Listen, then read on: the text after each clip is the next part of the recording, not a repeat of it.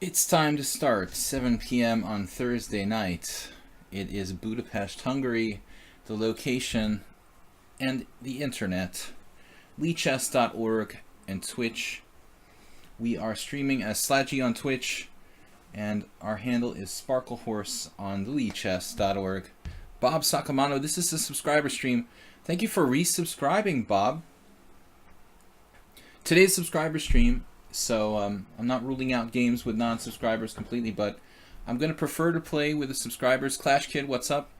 We're going to play with subscribers and try to do some game analysis of some submissions. If you guys want to submit some games, send me a message on lichess or a link to the game you want to look at, and we'll spend some time going over some games. Like, rather than just playing the usual blitz, which we'll get to do, I want to mix it up. Soltigo, what up, everyone? Soltigo,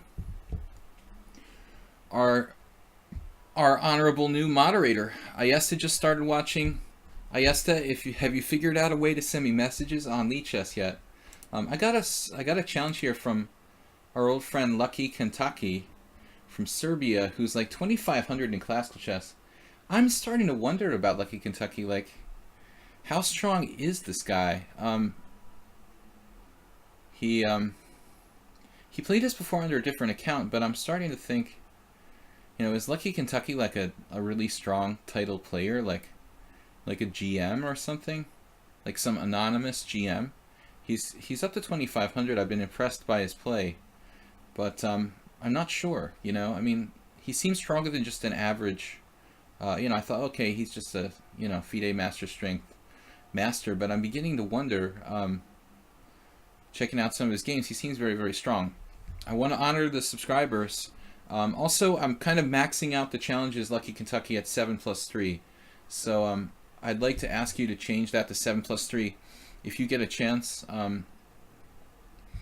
to change a challenge to 7+3. Maybe first we're going to go to a game analysis by Nefyadov, one of our subscribers. Yeah, Ayesta can put the game analysis if he wants to go over a game. Just send it and you can link it on lichess.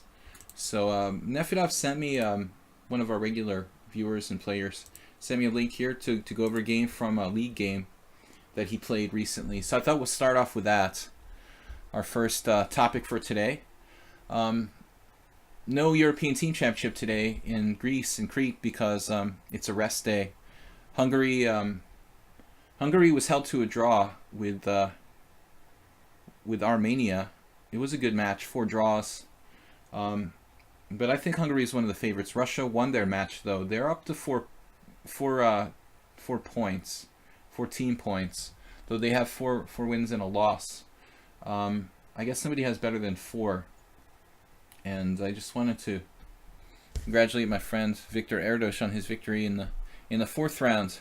All right, so let's check out this game that Nefyadov played. He's white from a British league game, or English league. All right, e4, Nefyadov is white. I'm used to dealing with him playing e4. We're looking at it from Nefyadov's perspective. I'm used to being on the other side of the board against him, so it's kind of weird. I played like every different opening you can play with black against Nefyadov by now. All right, so open Sicilian, c takes d, knight takes d4, knight f6, knight c3, and then knight c6. Now Nefyadov has plenty of practice against this because this is my main defense in the Sicilian, and he plays bishop e2. Now this guy may play something totally different. I usually play the dragon here, which is probably technically like the best move. And this guy plays g6 too. Wow, so Nefyadov is well prepared. Another good move is e5, the Boleslavsky variation, but honestly, I mean, if I wanted to play a structure based on e5, I'd probably play like e4, e5, or maybe the Najdorf or something. I was never really attracted to the Boleslavsky variation, so I don't play that move. But it's a solid possibility for black. g6, bishop e3. I don't personally like the system that Nefyadov plays, but I have learned by playing a lot of games with him that it's actually not bad. Although I think that black can equalize. It's not like a critical line. But here Nefedov, okay, he gets to transpose if you check out the move order. G6, bishop E3, bishop G7. No, wait. Alright, this is weird. Nefedov, you don't usually play that against me, do you? That's kind of a weird move. You don't play that so early. Computer is like suggesting the insane knight h5 here. I think my browser must be a little bit slow or something. Clearly black should like castle and play d5 if he wants to equalize. So Nefedov with the f3, I don't know. I mean, I think you'd be better off just playing queen d2. And just, you know, knight g4 is obviously you're just hacking it off with your bad bishop. I mean, that's not a problem for white. So I definitely prefer queen d2 to f3. This looks like you're playing kind of bad, you know, slightly slow dragon. And of course, bishop d7 isn't great. As I've learned in my own games, if you want to play this position with black without d5, it looks like the best is to do some kind of line where you castle and then you exchange on d4 and then you play bishop e6. The bishop is going to be much more active on e6, raking down the diagonal against a2. On d7, I've done this like just not really thinking myself sometimes. Playing bishop d7, it's not really useful. I guess it's playable, but not great. So queen d2, now knight takes d4, bishop takes d4. His bishop is basically on the wrong square. So the only problem for white, he'd have a really, really good dragon, except for the fact that he's played bishop e2, you know? So black has put his bishop on the wrong square, and white has like unnecessarily moved his bishop from f1. So I guess it's kind of a wash. I mean, it almost seems like it would just be like, you know, normal like advantage to white here. g4 looks very sharp. You can delay castling, and that's a dangerous way of playing for black, actually. Of course, black hasn't castled either. Rook c8, and now king b1. It's like an uber safe move. Nefedov could actually like liquidate everything with bishop takes f6 next move. I don't know, Nefedov, like what the rating of your opponent is and like, you know, how that plays into this. If he was like a much higher rated guy, you know, you might be happy to draw or something, you know, but I'm assuming not. Nefedov just plays knight to d5, and that's like a trap. Black has fallen into a kind of trap here. So, damn, dude, the computer is like king f8. King f8. Let's go back a second. I didn't really talk about this, but rook c8 is really like the beginning of the problems. Black should castle, and then try to bring the f rook to c8. Castles, king b1, rook f c8. We have a position that's very similar to the main line, some main lines in the dragon. Just again, like both sides have these like misplaced bishops on e2 and d7. You know, something like g4 is close to transposing to a normal position. And I think Nefedov and I have had games like that before. But rook c8, and then after this, you're setting up knight d5, and the guy walks right into it. So it's kind of a problem for black. The best moves are these awkward king f8, bishop e6 moves. Bishop e6. That's the best move, it looks like. You know, just admitting that his bishop was like misplaced on d7. And now he just castles and bang. So white wins the better structure. Maybe we could win the pawn on a7, but I don't think that's right. Knight takes f6. This is a tough problem for black, but I guess I don't know, it just looks bad. With bishop takes, we're just losing a clear pawn. With e takes, I guess you have a lot of ways to play here. I don't want to take this pawn though, not particularly. You know, maybe it's good, but it looks kind of greedy. So Nefedov just plays super safe here. But it looks like you should have played g4 first to kind of take away f5 from black almost like forever. Because if he plays f5, he has like a g takes f rouser kind of thing. You should play g4 and then maybe think about pulling the bishop back like the next move. Yeah, I think that's best. Like the computer is right, basically. Another possibility is the bishop c3. Like that's interesting. So here, yeah, he should do f5. Again, like, kind of similar to the lines in the Rouser with g6. Black gets a little bit of counterplay here.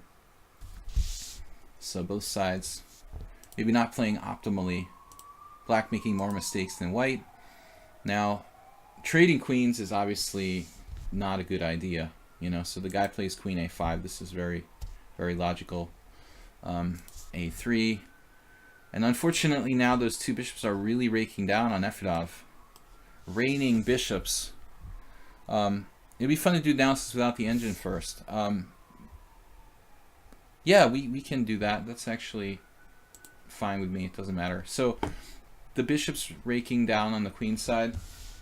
I mean, I don't want to do like 2 analyses of every game, though. We don't have time for that. So we could try to do analysis without the engine. But it seems like black has compensation here, you know. This is a little bit awkward. Probably at this point, white's happy to trade queens and be up a isolated pawn. But black not satisfied.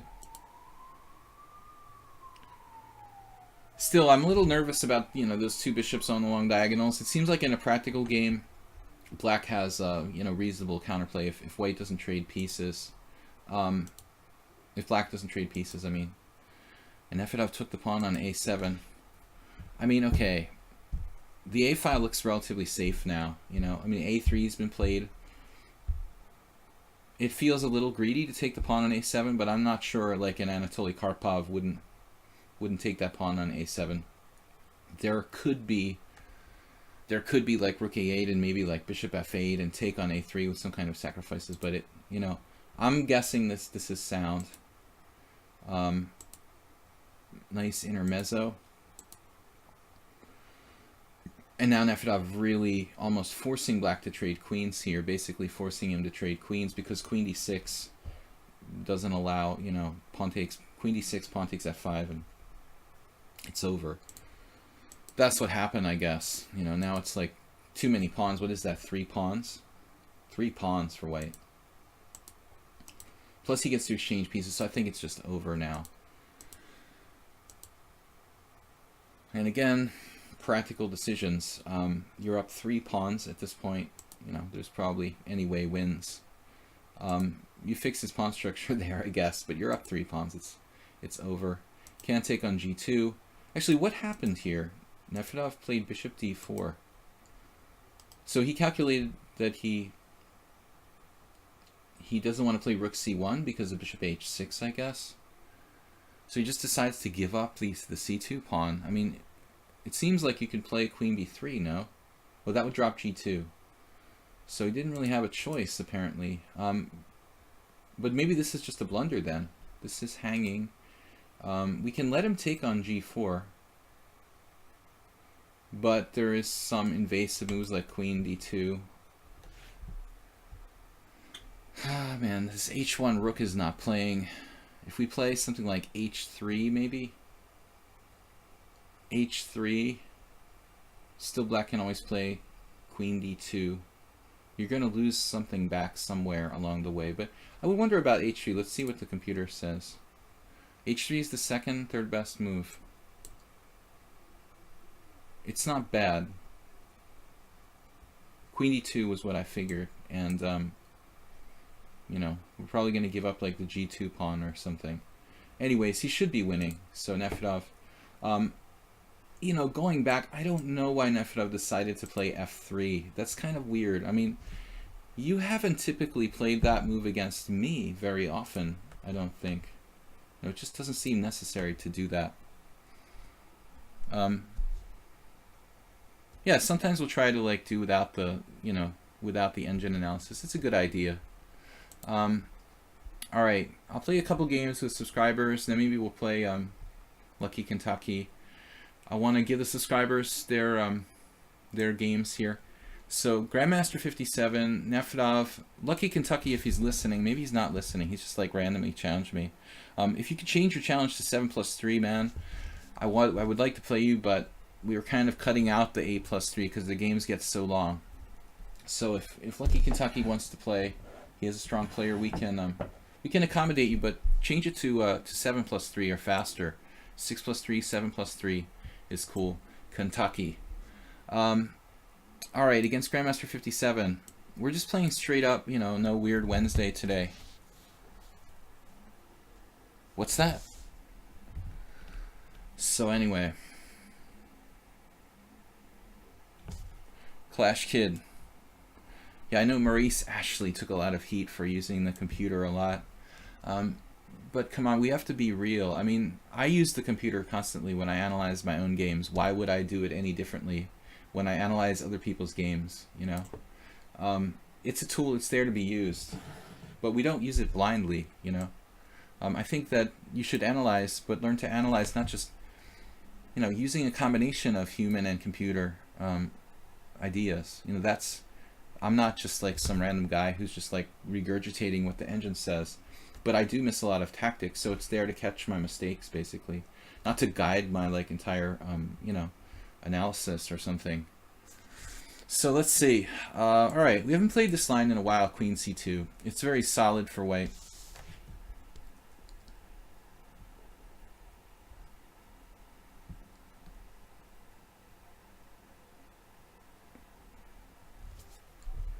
Grandmaster has 2 wins and 2 losses.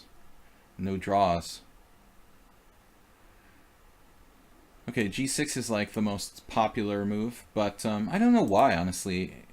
It's very weird because, I mean, this is critical too, taking on C4. It's actually more aggressive to take on C4.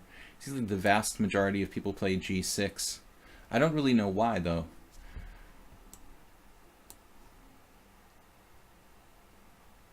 The Grandmaster's rating seems pretty low for somebody who's like 2-2 against me. But I think he played like lots of casual games. He doesn't play a lot of rated games. Maybe he's just a lot stronger than his rating.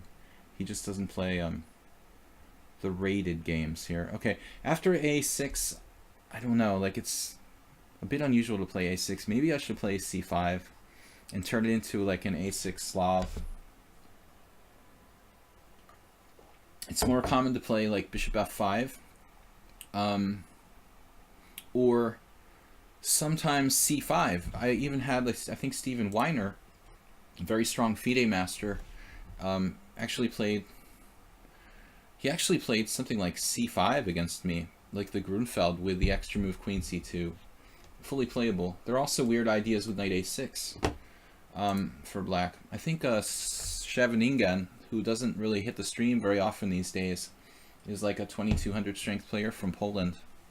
I did see him the other day, but he's not here very often of late. He was here a lot last year when I was streaming. He used to play this line, and we had some interesting games with like Bishop F5. I'm not sure. I haven't played this line in a little while, so I'm not sure if like this is even best for me, you know, to play the way I'm playing it. I don't know. You know, lately I've kind of actually moved away from playing this variation a bit. But actually, I may have forfeited a chunk of my advantage here. I don't think I really have much now. A3.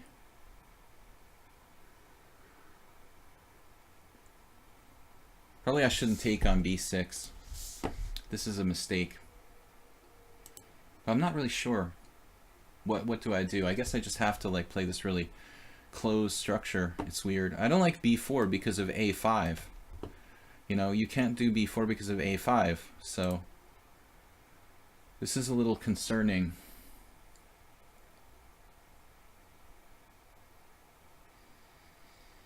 Wonder if I can play this. No. Bishop F5 after that looks problematic. There's a weird possibility.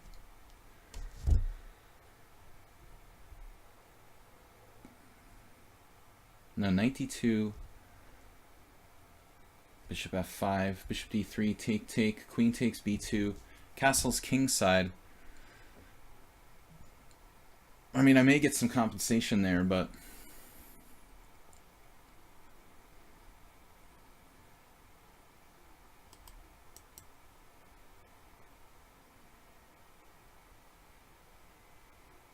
this looks like I have nothing now.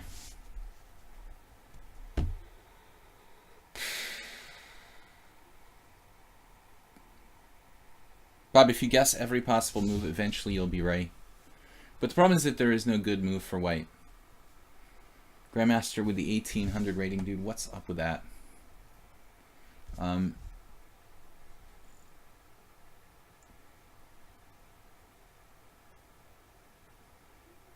Yeah, I think we just kind of up to screwed this already. Oh, man, I don't know. This is sort of passive, but I don't like him playing a c5. So we're going to try something extreme here. Just like moves instantly.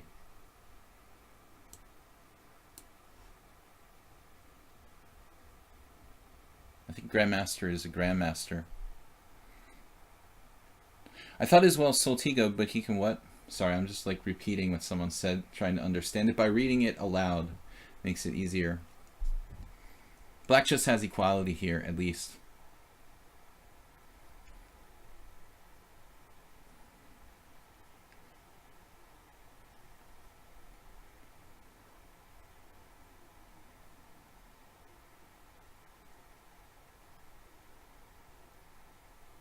At least equality.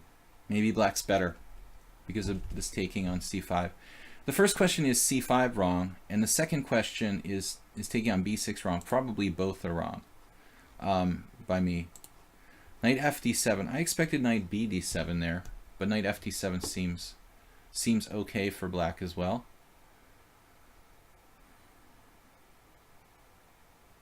He's going to be able to break with e5, which is quite strong.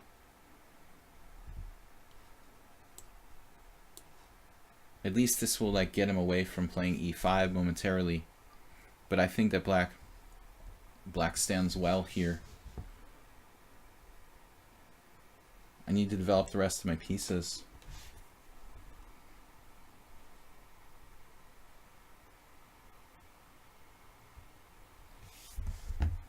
It's not good to keep moving the same piece.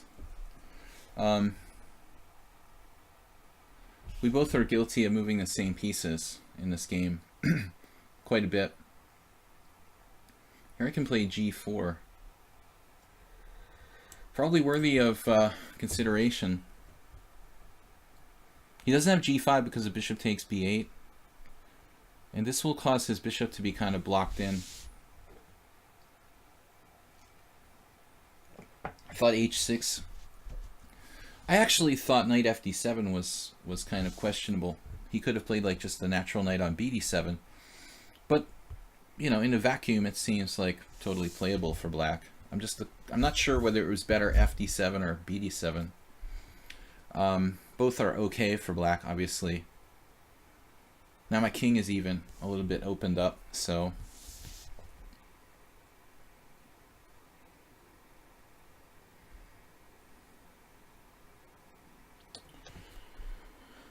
alright, I'm not sure. Looks like he's going to play, I guess, knight bd7.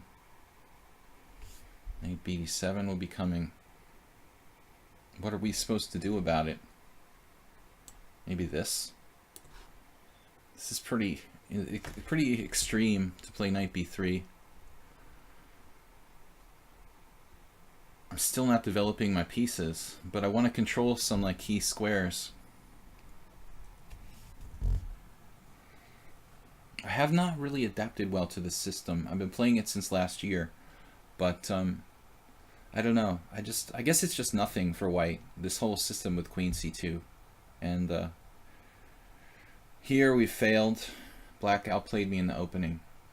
But what he did is kind of rare. You know, I've never seen a6 in that position. Not a typical move here. But I'm not sure what I'm supposed to do after that. We'll have to look it up after the game. What's up, guys? Welcome to the subscriber stream. We're going to be playing some Blitz, analyzing some games. We took a look at Nefedov. Nefedov, I still don't understand why you played f3 in a serious game there. You know, that looks rather slow. You've had pretty good results with other moves against me. At this point, I'm just trying to not be worse, because I feel like black's more dynamic. Even though he has a backward pawn, it doesn't matter because I had no way to attack it, you know. I'm often saying this, like, you know, weaknesses aren't weaknesses unless they can be attacked, and that's the problem here. So c6 is only a weakness if it can be attacked. It's not a weakness in this position. It's actually a strength for black, like possibly undermining my center.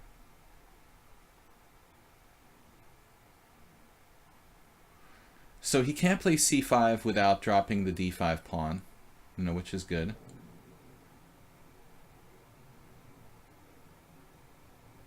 But I can play knight a4.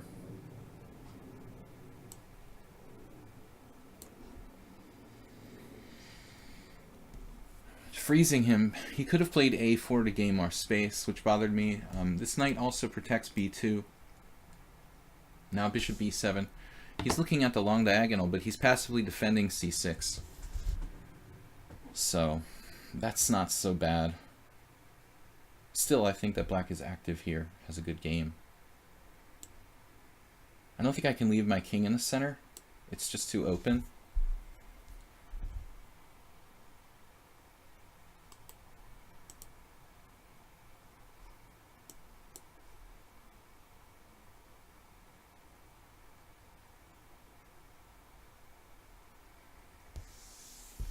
Yeah, I mean, in the beginning, I thought that Grandmaster 57 was actually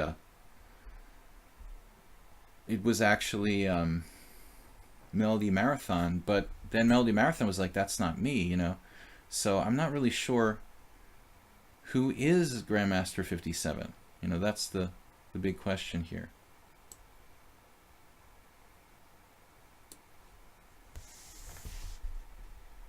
He's pretty fast, but doesn't play many games. This is like a Smurf account. It looks like it's like a secondary account for someone.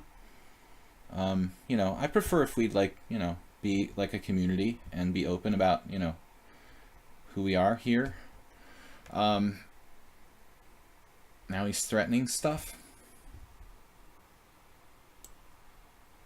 Tactically. His time usage is amazing, you know.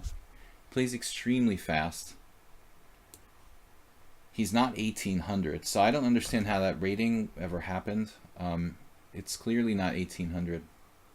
Just his speed alone would make him like probably 2100 at least.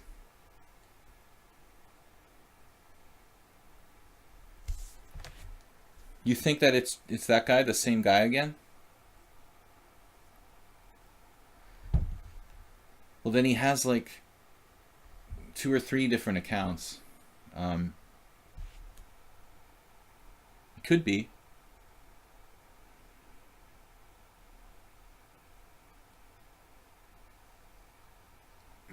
But then he must have like 3 different accounts on lichess, which isn't hard to do. But he played me under a different account last time, if that's the case. I don't know. It's a theory, though. The strength would be about right. You know, he'd have to be at least, you know, 2050, 2100. That would make sense, probably.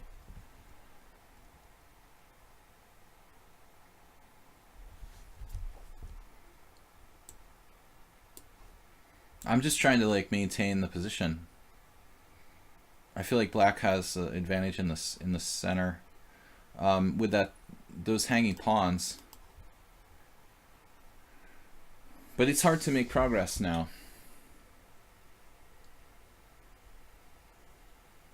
Potentially black could be worse if he's not dynamic enough. This is a good move.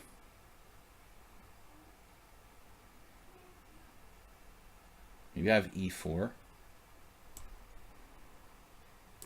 I'm running out of time.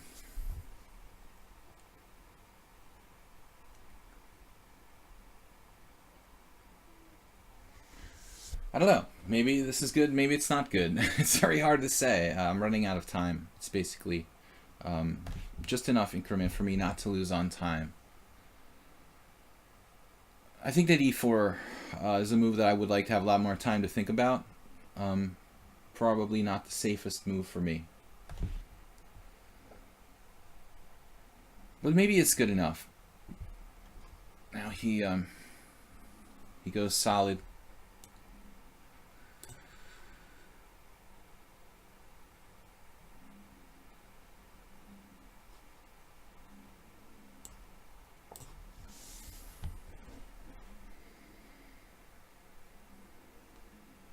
Knight b6.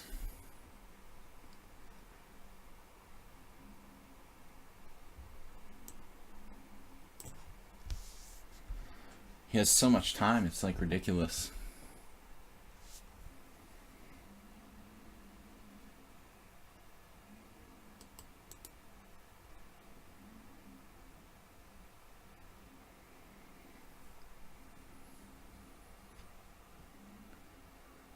Yeah, let's see.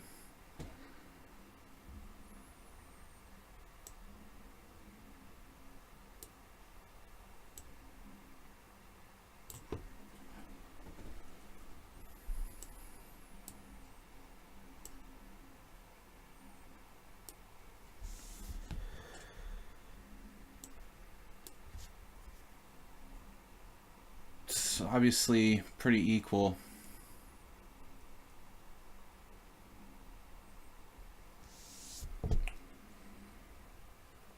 Another extremely solid game from this account.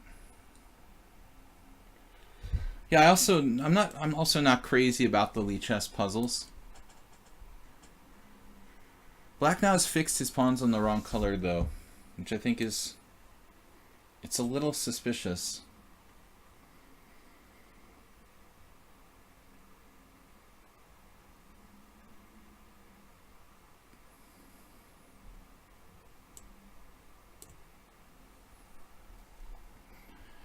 There may be no way to make progress, though. Obviously, the pawns are all on the same side. His H pawn is very hard to attack, and the F pawn, he can defend it multiple times. So, pretty sketchy as to whether I can make progress here. Progress. Probably not. It's just not enough room to like get in and win, you know. So I think it's just a draw.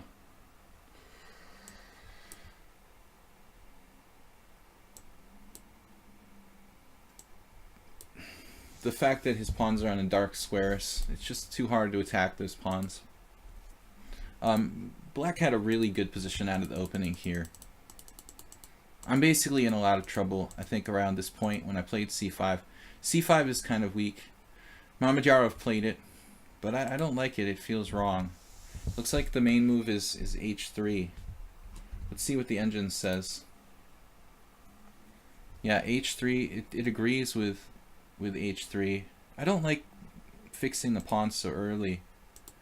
So b5 though, there's no games with b5. That's surprising. No games with b5, no games with b6. It's unbelievable. And there's some high-level games, not too many.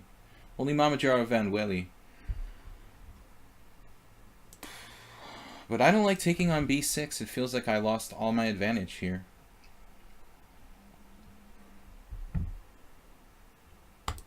Queen takes b6. This is what I played, knight d2. Okay, but I should have done bishop e2, I guess. I was afraid of c5, to be perfectly honest.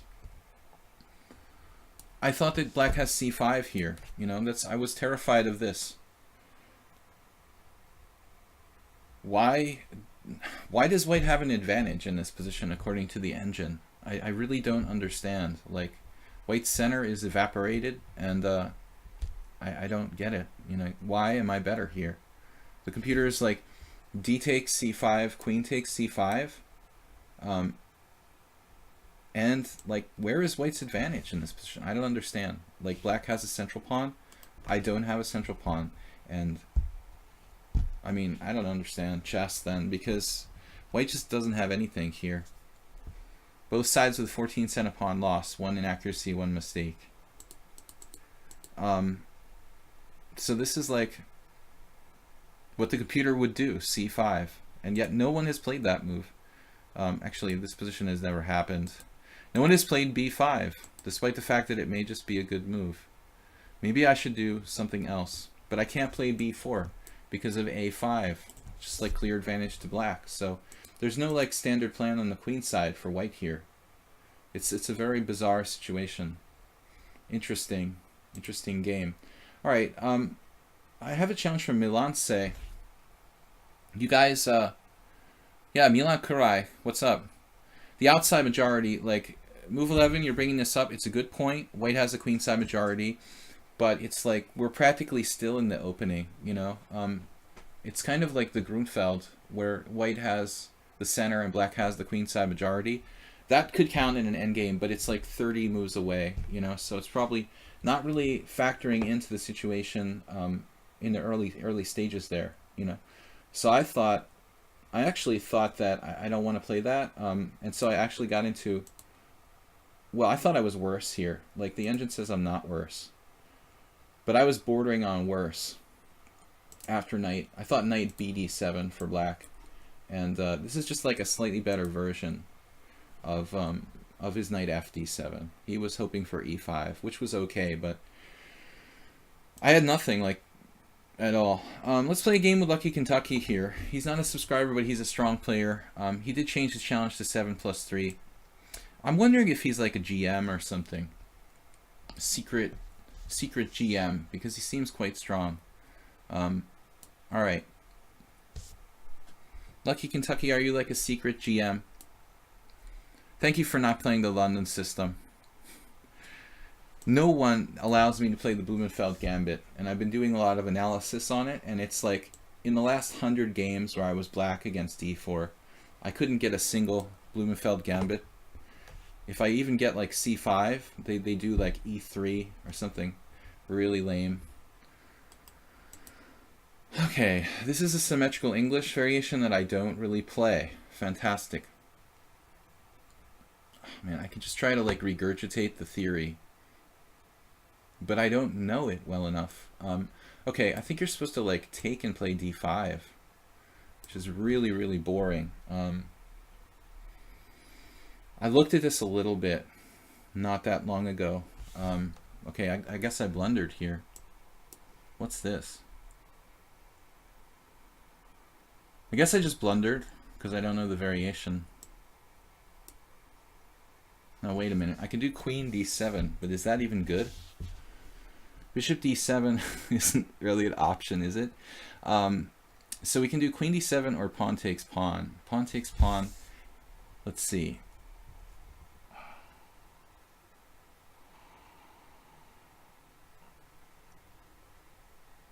Well, queen d7 allows pawn takes pawn, which is a disaster. Queen d7, pawn takes pawn.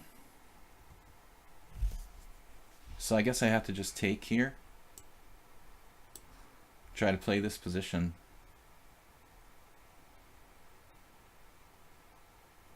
But this doesn't look right at all. I'm just getting ripped apart. I don't know this line. I shouldn't have played, not having a good opening day. Yeah, g3. I can't play this move. I normally play b6, but I don't know why. I just like, I was panicking. I would play b6 in a tournament game. Don't play this position too often lately. Is Lucky Kentucky a GM? Usually he like comments on the stream. You can get a free one free Twitch subscription with your Amazon Prime account. Nice sub. Wonder how can this possibly be okay for me? We lost to Lucky Kentucky in like 18 moves last game, hanging a queen. He's now up to 2,500, his highest ever. He's a top classical player on lichess. So I started to think that he's like a GM or something. But he said he played us on another account before. Bishop a3 is a solid alternative to taking on c6. We can't castle, so it's gonna be a very awkward It's going to be a very awkward defensive chore here for black. Okay. I have one idea. One idea, which would be like putting my king on f7 to solve the castling issue. But I do have to develop the rest of the pieces as well here. I don't think that black is in good shape. You know, I think this is really bad for me. But maybe we can somehow, you know, swindle this game and hold on from this compromised position. Looks like I'm going to have to defend c6 at some point. Bishop c6 would threaten... It would actually threaten c5, maybe buying time to castle. So, for lack of a better move, I'm going to play bishop d7. It's ugly, we can't castle, but he's still undeveloped. Now, he just chopped on d5 right away. Wow. Okay, that was quickly played. I'm a little surprised he released the tension there.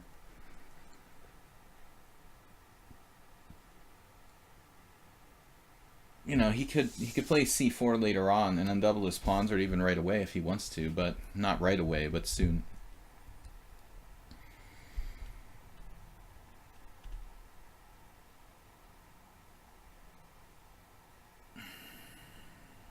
I got to get my king to a safe place where I can coordinate the rest of my pieces.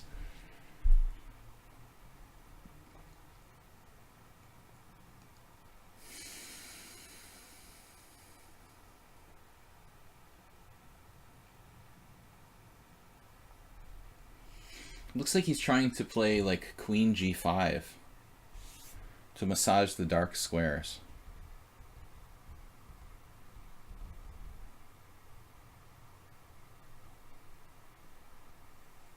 There is an alternative. Putting my king on d7, but that's like insane.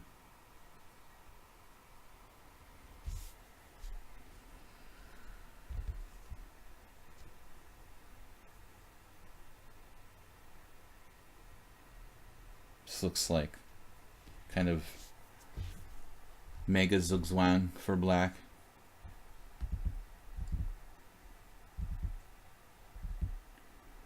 I have to get my king to f7, but how to do it, you know? It's pretty freaking hard to do that in this position.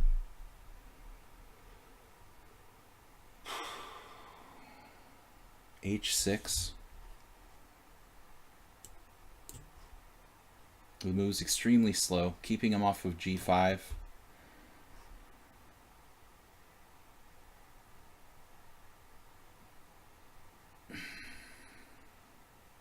I don't know what to do. What's wrong with knight back to g8? I hope that's sarcasm, man. c5 followed by castles. That was my idea. Well, originally. But when did you want to play c5? I didn't have time to play c5. I mean, when could I have played c5? I played bishop d7 and he just exchanged. So I don't understand move 11, like when you meant to play c5.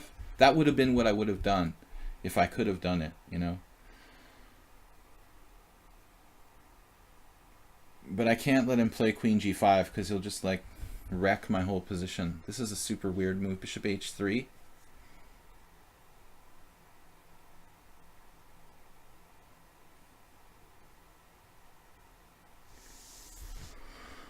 Okay,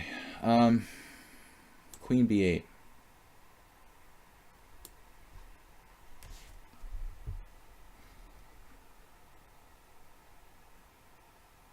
It's not really a concrete plan.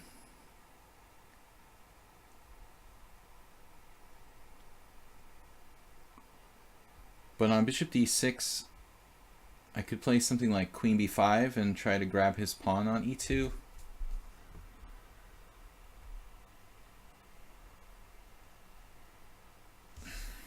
I was thinking also, I can also play queen b2, castles. It's the same thing, I guess. We take the pawn on e2, but our king is trapped in the center. I mean, I think against the computer I would be like definitely lost in this position with those bishops raking the two diagonals. Even if he sacrifices pawns, White's probably winning.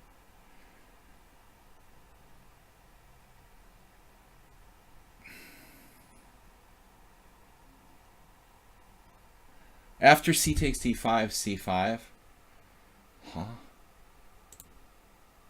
Oh, c5. Interesting idea, move 11. I didn't even think about it. Okay. Yeah, okay, I mean, I guess there's a serious risk I could like end up 2 pawns down, but maybe he's right. I mean, maybe this is seriously like my best move. It just didn't even occur to me, man. Good call. c5, like maybe queen c4, castles, takes e6, bishop takes e6, queen takes c5. Yeah, I probably have compensation. Rook e8. I probably have compensation for 1 pawn, and the second pawn is like sketchy, but maybe good enough. All right, guys, if you have any kind of games you want to analyze or take a look at and share here with us on the subscriber stream, you can send me a message. I think I got a couple. We got 2 messages from Soltigo. If nothing else from the subscribers, he sent something. Bob Sacamano, and he has a question about a defense, if it's viable or not. Lucky Kentucky taking a lot of time here. Yeah, I'm talking about bishop d6, queen b2, but he could just castle and be better, of course. This ending with the 2 bishops is better for white. He doesn't really want to trade queens. I have e5. And the really insane, like, e5, bishop takes d7, king takes d7. That's getting mated. Ugh. That probably just about gets mated. So, that's out. But I can play queen b6, I guess.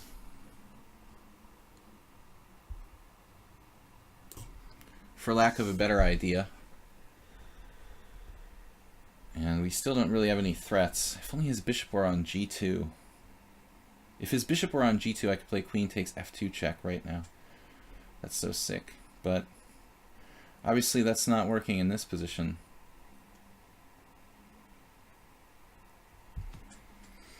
So he's improved his queen a bit. His queen. He's also protected everything. Kind of perverse way. Queen a6 maybe. Attacking a3, attacking e2. And trying to stay alive, French defense style. Now what? Bishop b4 is an excellent move.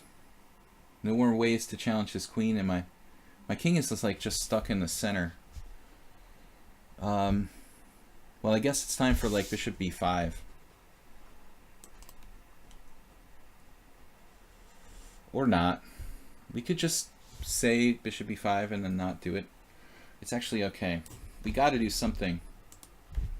For a moment I thought queen c7 like just wins for him, but I have knight to d7. So it's not so simple. This isn't as much about trying to win a pawn. I mean, I just want to get my bishop to an active position. Maybe set up a kind of white square blockade. And rook c8 next, if I have time. I'll start playing the winnower after this game, but this is a nightmare. Like, it's really extremely awkward for black.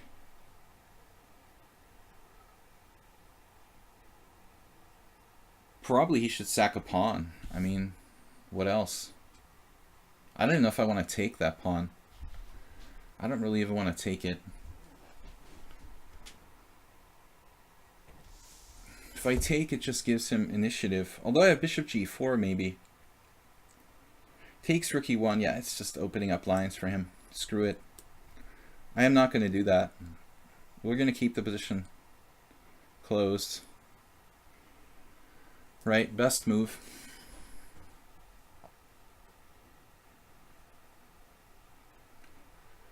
There's like no way to get rid of him.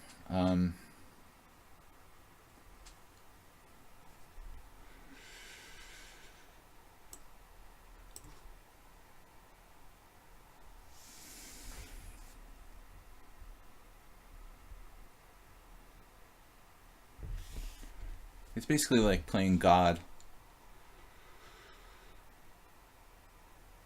So if this guy's not a GM, then I don't know what to think.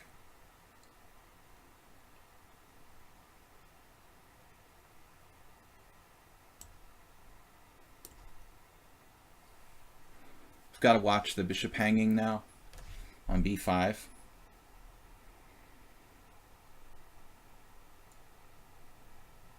It's surprising to see him use time, though. He's usually quite fast. I'm just barely hanging on here.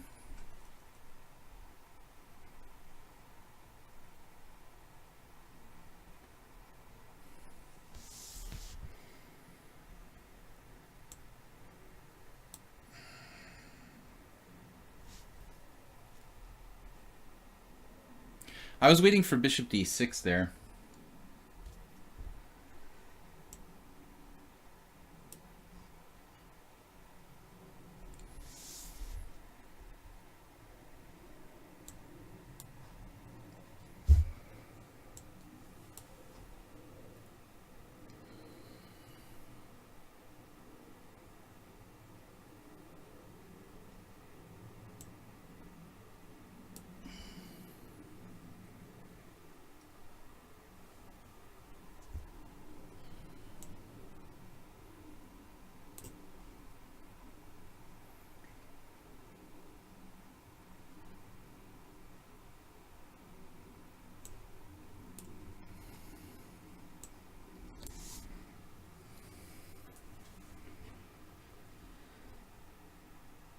Definitely a GM.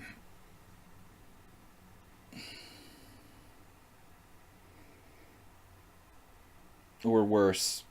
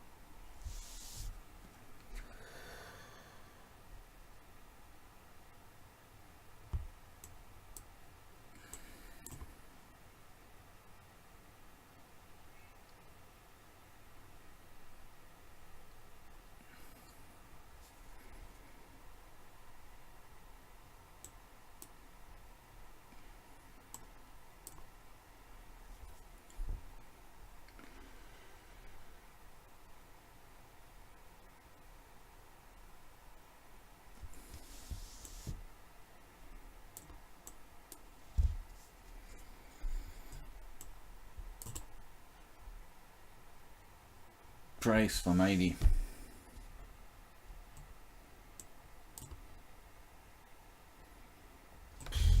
This guy is unbelievable.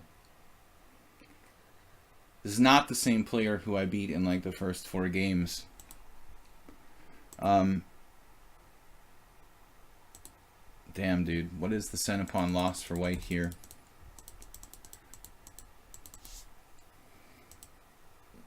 This is almost like an unplayed variation. That's really weird. Is that engine? Queen f4? No. The engine actually thinks I'm okay here. I disagree completely. It needs a little more time to find the solution here. But I don't know. I mean, white's play is like unbelievable strong, dude. I definitely wouldn't play him in a rated game.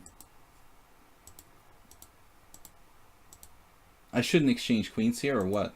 You know, I thought this was holdable, but his play with no time was like perfect. I think it's a GM. I mean, it really has to be. Here I was apparently better. How is that possible? Takes, knight e4. Wow. Unbelievable. So he's got 3 inaccuracies. Man, that's no time to find this. I have to play knight e4 and I'm okay. Damn. Couldn't find it with my flag hanging. What did I have left? I still had 30 seconds here. So I missed knight e4. I'm still holding on here, apparently. That's unbelievable. I thought I'm like lost at this point. Wow. My confidence level was like 0. I thought I'm lost here. Still I'm okay if I play bishop b7. That's amazing. I was down to 12 seconds. So white, I don't know. White plays like a GM to me. But I don't know, dude. He's definitely playing like a low-level GM. A little bit like a step below God, but strong IM or GM positionally, you know, I think. Anyway, let's go to the subscriber games. Clash Kid will play next.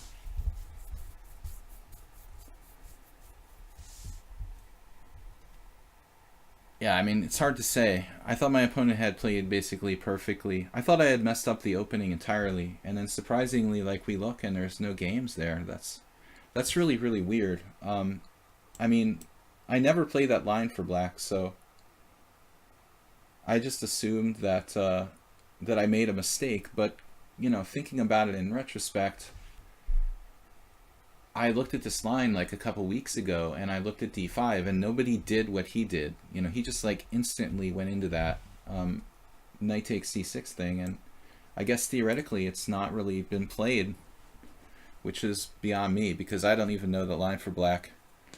All right, Clash Kid, first easy game of the day. 1969. The Grunfeld is pretty tough, dude. I don't have a good system against the Grunfeld. My theory is a little bit old. I know taking and playing e4 and then bishop e3 is a good line for white, probably. I'll play my old theory, which you know, is pretty outdated. Modern exchange variation. This is not really that trendy at the moment. Now, bishop e3 is pretty popular for white, actually. Quite a good system, I think. Rook b1. You think he's an FM, Mr. Paul? Well, he's, you know, he's a really strong FM by today's standards. By, you know, by old school standards, you know, he could be like an old school FM who's really, you know, he was like an IM strength FM back in the day when, you know, when we walked uphill both ways to school, and, you know, in the dinosaur era, and FMs were like real players in those days. It took a lot to be an FM. I've talked about this before, but, you know, there was like a rating minimum where you had to like maintain over 2300 for 27 plus games. And that's not that easy to do. You know, it's like one thing to like, oh, I just like, you know, peaked at 2301, you know, but it's another thing to like really solidly be like a 2300 FIDE player over a long period of time. You see, that's really quite different, and a lot of the older FMs are really legit. There are some fishy ones. Here in Hungary there's some fishy ones because there were a bunch of like Scheveningen team tournaments that were like organized team style tournaments that were organized in Hungary in the like in the late 80s 90s, but in most countries like older FMs are usually pretty strong, especially the ones in the United States, because the guys in the US, like a lot of my old friends and stuff, are really strong FMs because they never, you know, we didn't have enough closed tournaments in the US to make IM and GM norms possible until like, you know, the 21st century, when the FIDE started to change the rules so that they don't have to be round robin tournaments. Before that you had to travel to Europe in most cases to like get chances to play for norms. Now like every little kid can like make an IM or GM norm in like 5 different tournaments in the US every year. It's much easier to make title norms. Anyway, subscriber stream, guys. We're gonna take a look at a game analysis after this. Clash Kid doesn't know anything. He said, I think bishop g4. I think bishop g4 is the main line here. I had a game like a million years ago with that.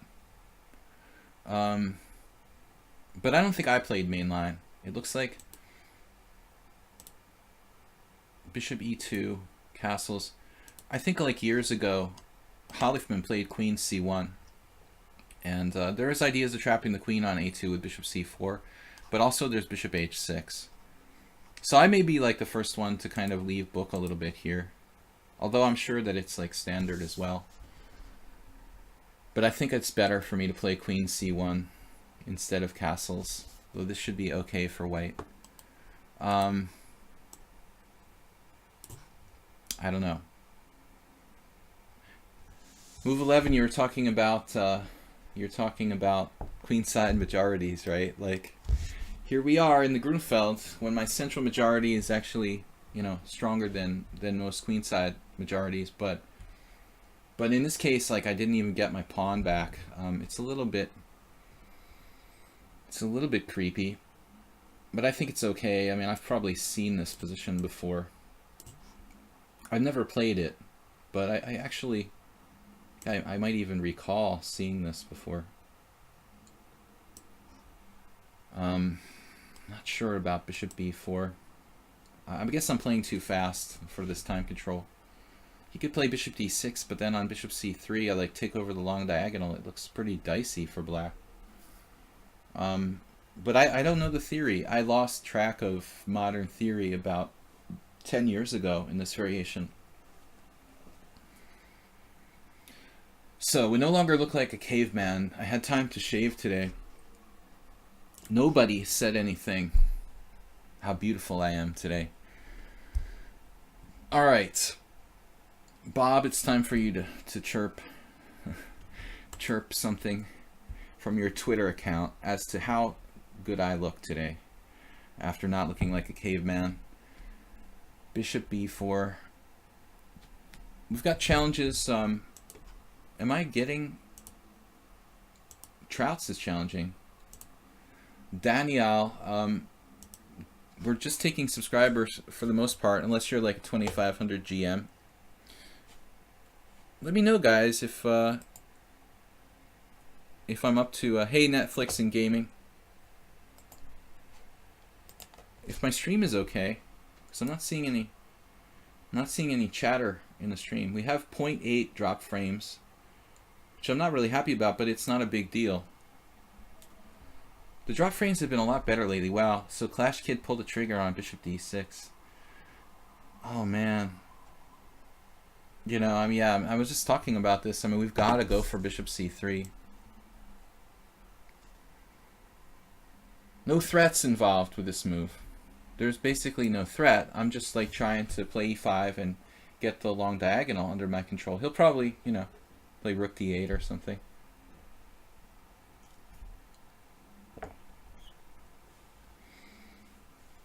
I think it takes a long time for both sides to master these kind of variations. It's pretty deep, really. I think I even might have had one game as black in this line. The stream has been good.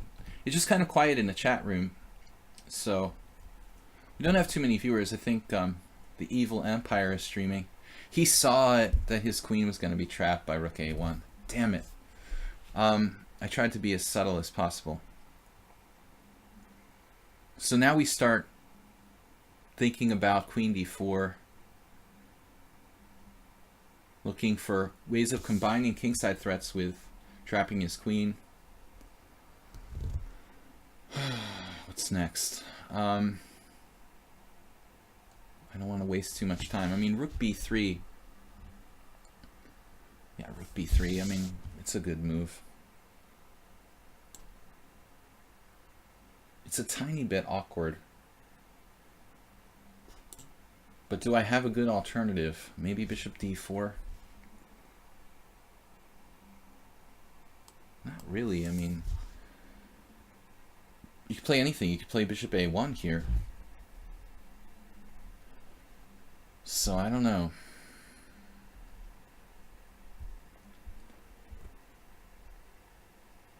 Rook b3 could give us some lateral mobility with the rook, the third rank river guarding hippopotamus rook. That could help. I once had a game published in the Boston Globe that I won in this variation with white. About, man, it must have been about 23 years ago. A really nice game I won against this FIDE master Robert Rowley. But that was a different era. When this variation was kind of new, it started arising really in the late 80s. I think, again, as I mentioned, Halifman was like one of the first guys to start playing Rook b1. My first game ever in this variation was against a Cuban guy where I was black. This old Cuban master, I guess, immigrated to Miami, Victor Delgado. And I played him with the black pieces back in the day when I was like, I must have been like 2000 or something, really long ago. It's so old that the game's not even in the database. e5. So that's what we got in exchange for our pawn. Now this rolling center. So is the center stronger than the queen side?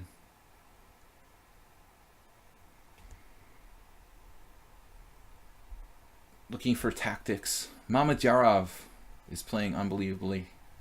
He's 3-1 at the European Team Championship or something like that, but man, he won an amazing game last round. Did anybody see that? He just reached 2800. He's like number 2 in the world now, I think. I think he passed Aronian for second highest rated in the world. Owlet says, yes, someone mentioned it. Did you see me say that, or you really meant it on your own, Owlet? I was just saying how nobody mentioned that I had shaved. Okay, so now his queen has this annoying ability to move laterally, which is really pissing me off. So I don't know what to do. That's really interfering with a lot of my plans, sir.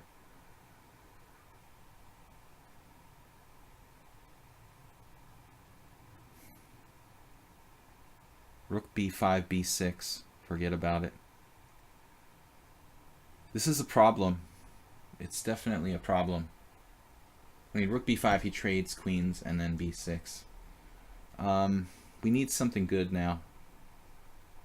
We need something good fast here.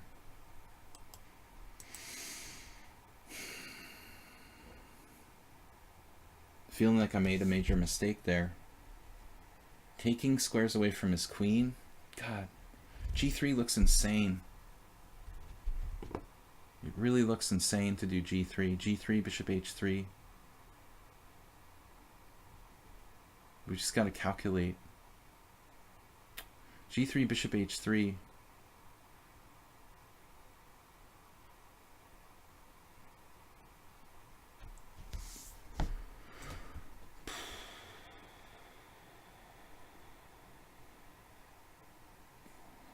What can I do? Like bishop f3 maybe?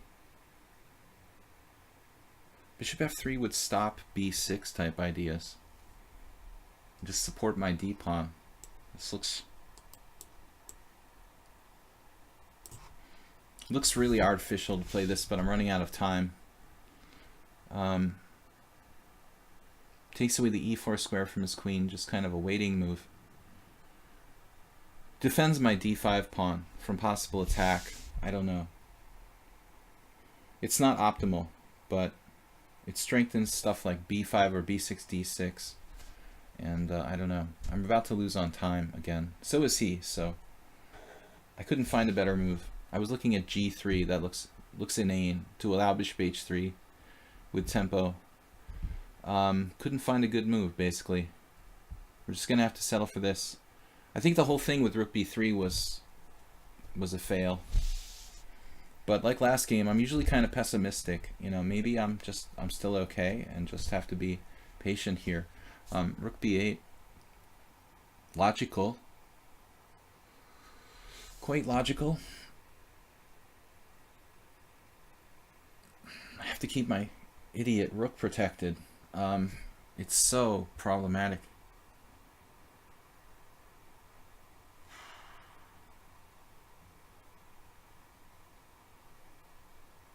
I have no clue what to do. This is ridiculous. No, queen there is no good.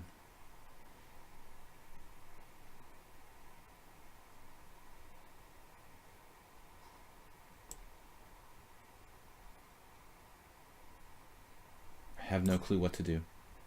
I'm gonna lose on time. Very good game, Clash Kid. I don't think I have enough compensation for my lost dog. My lost pawn.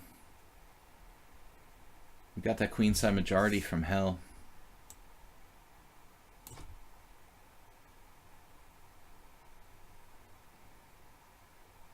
I can only pray that I'm okay.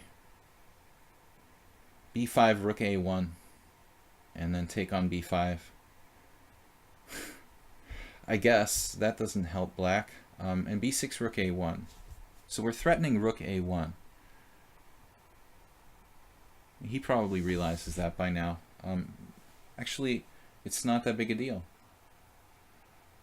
So it's all like a lie. He could play b5, rook a1, queen c4, and I think he was fine. Queen d7, though, also looks okay. Like, why not?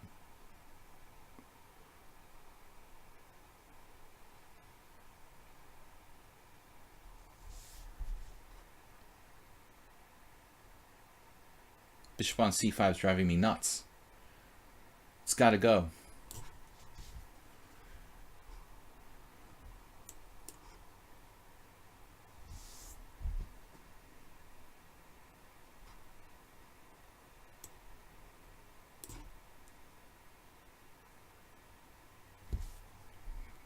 Clearance.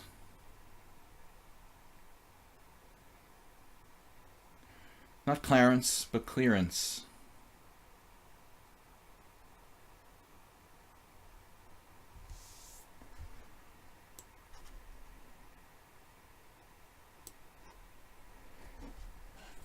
Kind of cheap, but we'll take it.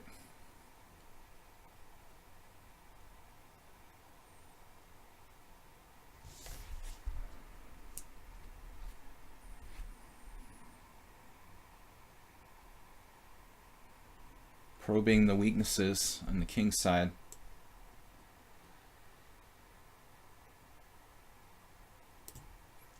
He's obviously got to play g5.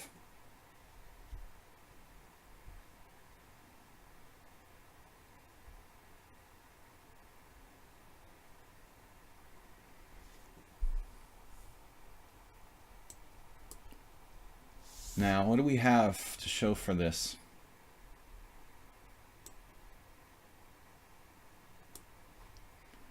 A nice fat back rank weakness for me. Do I have anything? Kingside threats for real, like e6. e6 is not a threat, or is it? I think e6 is a threat. Maybe. Bishop takes g6 may be a threat. Okay, this looks pretty dangerous for black, but I'm not certain it's fatal.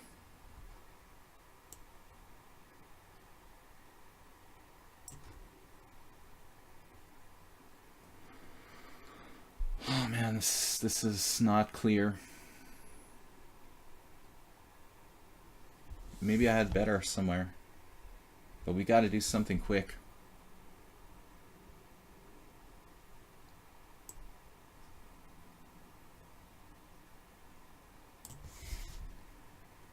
Man, this is stupid for me.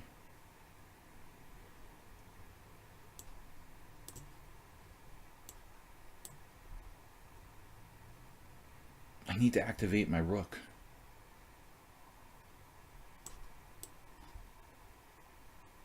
But his king may be in a lot of trouble. So maybe the central pawns are more important. than the wing pawns at the end of the day.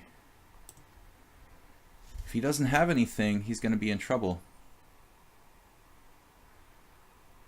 He closed the king side.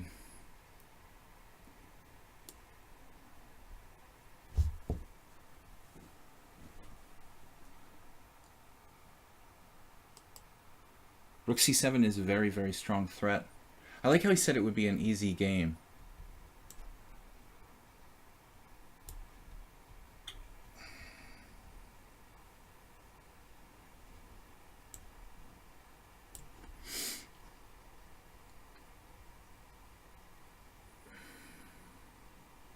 This is more than threatening these pawns.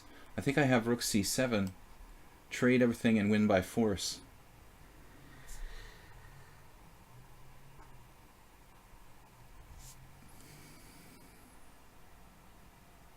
Not a weak game by black.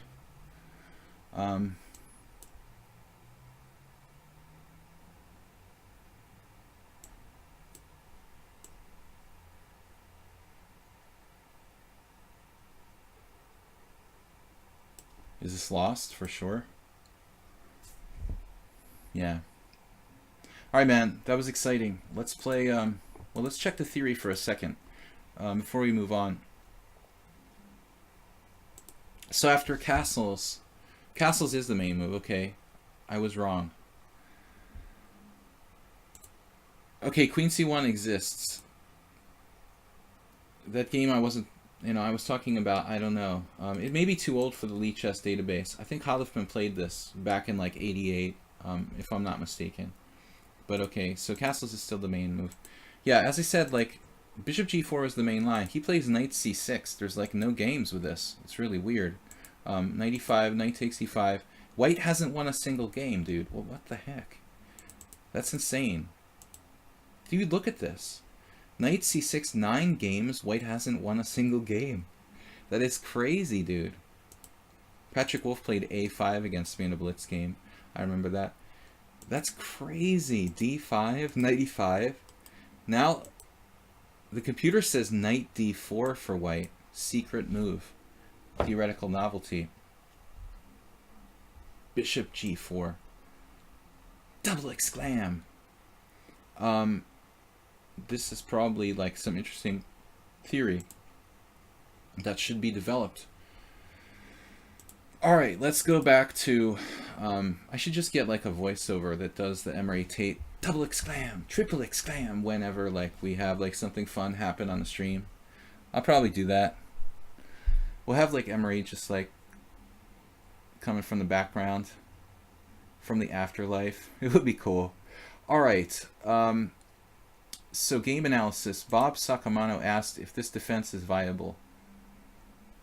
Let's take a look, Bob. Bob was black here, and we're asking if this defense is viable.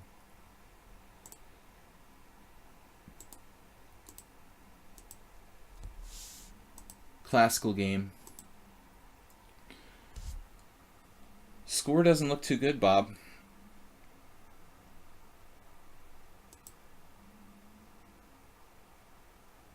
E5's been played in 11 games.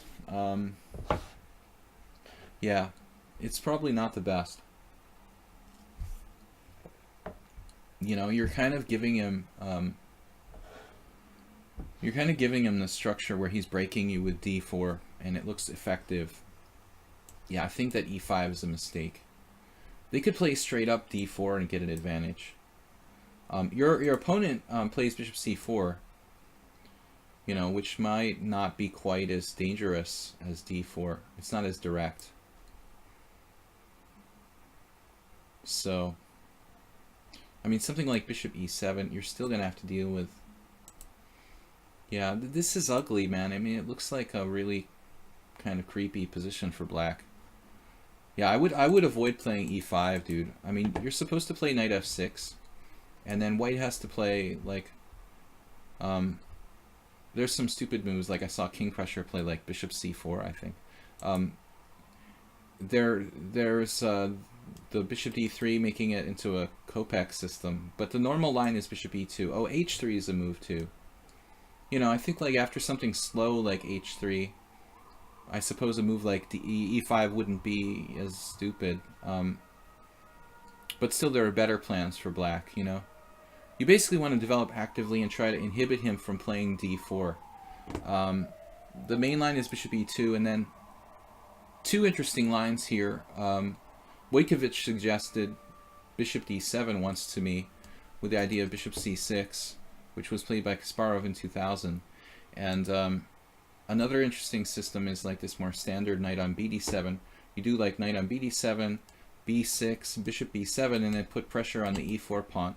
So you try to stop white from playing d4 by constantly putting as much pressure as you can on the e4 pawn. Yeah, so your setup here with e5 looks dubious. You're basically like giving him like the Ponziani from hell or something like that.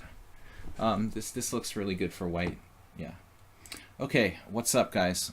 Lord Sakuyo. No, I'm not talking smack about King Crusher. I'm just saying it's a fact that he played this kind of like sort of dubious move here, bishop c4. I don't think it's really great, you know. Kind of some kind of weird cheapo. There's like knight takes e4, queen a4 check, knight c6, bishop takes f7. I don't think this is even great for white, actually. It's kind of funny position. Queen d7, and black is okay. Black has the bishop pair, and no, I mean, I don't mean to talk smack about anybody, but it's just a move that I don't, you know, I talk smack about Kopech too. I think that bishop d3, you know, you might as well just throw your opening advantage in the trash, you know, if you're going to play this. All these lines are not really great for white. They're kind of tricky, though. You know, bishop e2 seems like the best. All right. So Soltigo said, if nothing else, this was a funny game. We can always rely on a little bit of humor from Soltigo, our now moderator. Again, no Dvoretsky endgame skills. Against no Dvoretsky endgame skills. What's up? Wow. Soltigo. Oh, not the f5 against this, please. Alright. Soltigo's doing the Shirazi gambit, like knight f3, f5. But knight c6, bishop c4, man. I've never seen anyone do that. Yeah, I would be inclined to play like knight f6 here and try to play some funny position like e5, d... Oh, he can't even go e5. What am I talking about? Never mind. Yeah, e5, d5, e5, knight e5. Knight f6 I kind of like for black. Because you might be able to just punch through with d5 and maybe you can do better than play e6. Anyways, okay, e6 is fine. It's like a weird French. It's a good French. It's the actually, is Arsenal fan Richie here? I didn't see him online. This is the what do you call that? The hillbilly attack against the French, it looks like. So it's like a messed up exchange French where white basically lost the tempo. The hillbilly against the French. So it's almost like he's black in the French exchange now. You like switch sides because you gained like a tempo or something. Yeah, in this position I guess knight f6 is okay. But like typically in the exchange French, you develop like bishop on d6, and then knight on g to e7, Soltigo. I know that you played the Nimzovich, but it's a French now, so you have to understand that it's like you changed openings by accident here. The very interesting move knight a5 there, but you could just play French exchange style, bishop d6, followed by knight on g to e7. You know, so he doesn't have a pin on g5, and then you can castle queenside. Alekhine style, bishop e6 or bishop g4 and queen d7. So it's some fun play. So instead Soltigo did what? He played knight f6. Yeah, I don't know about knight f3 either. I mean, both sides have possible pins. This looks a little passive, but it's okay. You know, it's okay. It's equal. Yeah, I hate h6. It's extremely passive. Best move according to Stockfish. It's ridiculous. If I say it's bad, it's like immediately the computer is like, that's the best move. Why is h6 necessary for black? Now it's changing its mind, now it's going back, now it's changing its mind. Rook e8. But I like bishop g4. What's wrong with that move? I don't understand. Like, why is bishop g4 not good? It seems more active than playing h6. Anyways, you know, that's why, if you're afraid of this pin, that's why you shouldn't put the knight on f6 in the first place, probably. Knight e4. Well, now you can play f5 turned into like a funky Petrov. That's what you got to do. And if you know, if you hadn't played h6 and your bishop was on d6, this would be a direct transposition to. There were 3 changes to the position, basically. The pawn is on h7, the black bishop is on d6, and the white bishop is on d3 instead of c2. You would directly transpose to like a mainline Petrov. It's very, very strange. But you've got this slight difference in the position, which the h6 probably favors white, weakening your structure a little bit. The bishop on e7 favors white. It's not as active as on d6. Knight on bd2. You corrected that mistake. Now we're almost in Petrov land. It's like Frank Marshall playing the black side of the Petrov now. c4, good try. Don't even tell me you found this knight takes d4 thing. Oh my god. That is insane. You gotta look for things like this though. Look, take, queen h4. You could draw with like bishop takes h2, right? But this is a perp. Or they go here and they're like worse. Jeez. So you have this earth-shaking knight takes d4, but it's only a draw. So if you want to win, you can't play that. What's up, guys? Subscriber stream today. Yeah, but I unbanned him. I unbanned him. Bob, he didn't really mean it. Wow, knight b4. Yeah, knight b4, it may actually be a mistake because it doesn't really do anything. He has this good retreat square. And then like you're going to get kicked out. And he's not going to just help you and like take on d5, but why doesn't he play bishop b1 here? That looks good. He did. Yeah, this was weird, Soltigo. To play knight b4, I think you have to find that combination. But even if you didn't find the combination, look, queen f6. This is like a normal sort of stonewall attack kind of move. You're playing the stonewall attack, basically, in e4, e5 somehow. Okay, c6 is a bit passive. So yeah, you're stuck now with a knight on a6. It happens in the Petrov sometimes too. It's not that bad. He'll rebound here to c7. But I think he should have taken on d5. No, not here. The previous move. I liked this. What? It's not his move. Shit. Never mind. Then, of course, he should play c5. Maybe c5. Okay, it's not that easy. White didn't play bad this game. Who is this guy? Karyakin. This account is closed. He was so angry he lost to Soltigo that he closed his account. b5, and then you just went ballistic. Yeah, just like, okay, you can't play knight c7. It's awkward because of c5, huh? So you can take here. That's the best, it looks like. And ensure that your knight gets back in the game, you know? You went crazy with g4, but just need to make sure you don't play without without a piece. This is, look for what's my worst piece. Instead, he went nuts with g4. Takes. He doesn't take. Just take here, take here. If he just takes, you take on f3. He takes, threatening to make a queen on b7. And then, like, you have to take back. Oh, man, you have this. Did you see that? Damn. So he can't do that. He has to do knight takes f3. But still, what's going on here? You know, objectively. Your king side is pretty ripped up. You have to play like queen f6, and you don't have a real attack, it looks like.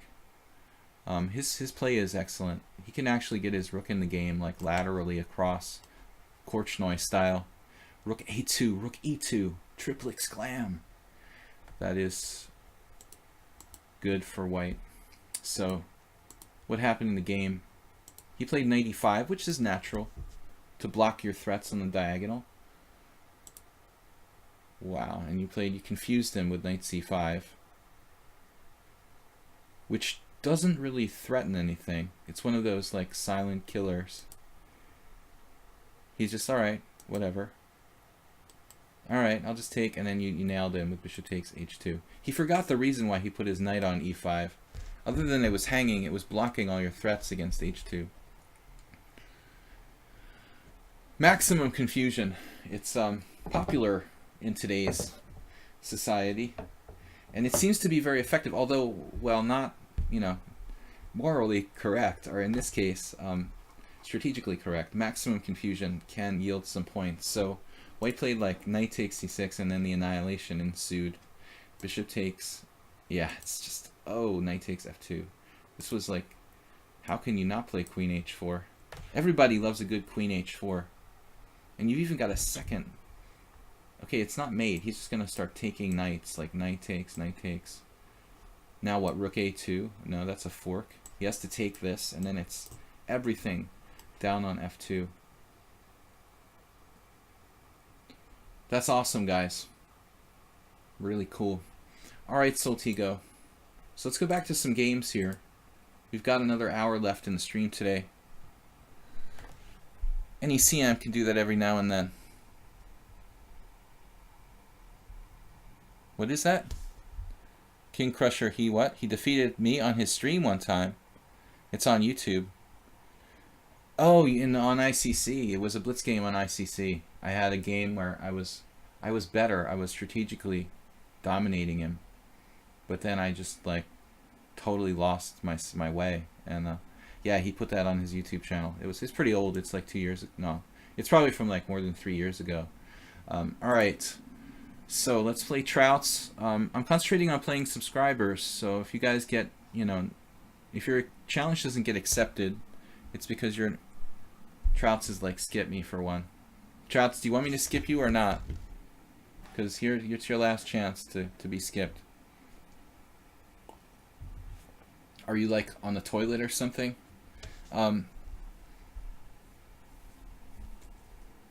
Trouts, do you want me to skip you or not? I can move. If you want me to move, I'll go ahead and move. Skip you. Okay. He's like, yes. Be more vague.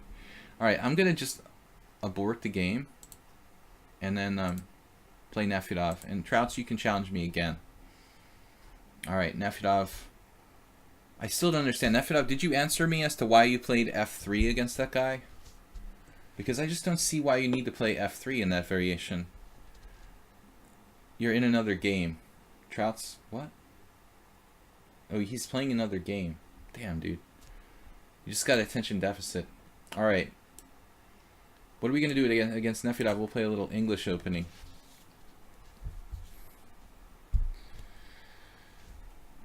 I saw an amazing game in a Blumenfeld Gambit. I don't know if I can put it together and show you guys real quickly. Maybe. I saw this amazing variation. Maybe I can remember it. Alright, Nefyadov. The symmetrical English. My least favorite variation of the English. Oh, man. Alright. Well, my opening repertoire is knight f3. I have played g3 sometimes, but I'm not real thrilled with my results. So I'm going to play e3. I do this. I just don't really like the Rubinstein variation of the English. I had a draw with Noj Gabor like last year.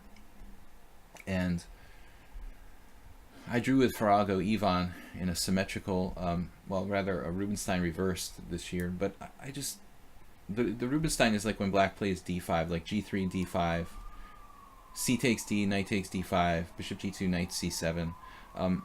It's a very common line of the symmetrical English and can be played with colors reversed. But I just don't really believe in it.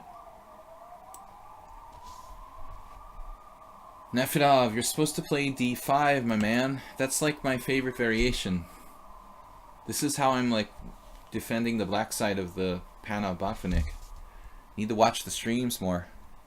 I love d5, dude.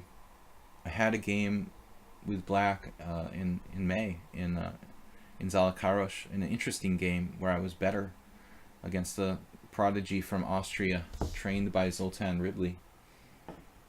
The Austrian prodigy had everybody there. He had both his parents and Zoltan Ribley on his side, and I had nobody on my side. And I almost took him out, but he got a draw.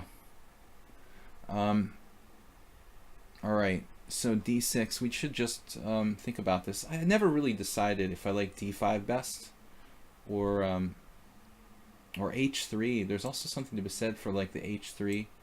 We could just like squeeze you slowly. We don't have to squeeze you right away. Now you can play d5 and like be down a tempo in the Tarash, which is probably even playable for black. Now we can play bishop e2 and be down 2 tempi. But I don't think I want to do that. I'm going to play this. And hopefully we can benefit from h3 a little bit. I don't know, will it end up being a weakness or a strength? I'm not sure if h3 is even really necessary.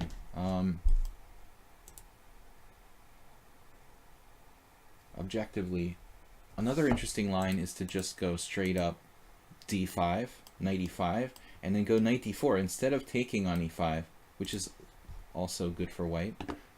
Just do that. You know, this kind of, I feel like, plays into my hands a little bit, going back to b8, because I can now set up kind of ideally bishop d3, stopping bishop f5, or at least like, you know, making it awkward. And then we've stopped bishop g4.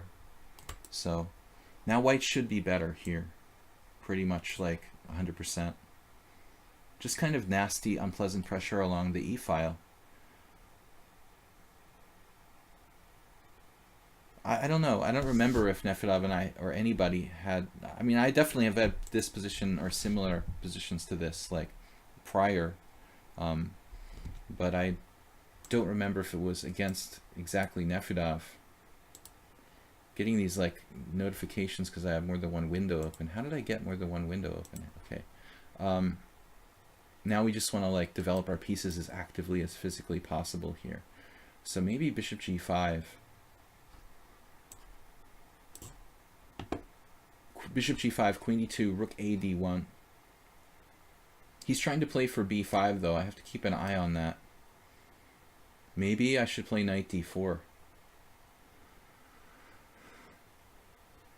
Just kind of clamp down on the b5 break. A lot of people will play a blockade type of setup with a5 instead of this, which is more... Ooh, okay, now the bad things can happen to good people sometimes. Knight d4 and b4. I can do b4 right away. I mean, this could get really ugly for black. But I'm not sure if it's best to do right away or to go like knight d4 first. Or develop the rest of my pieces. They're all good. We have pretty much like an ideal position. Probably I should do b4.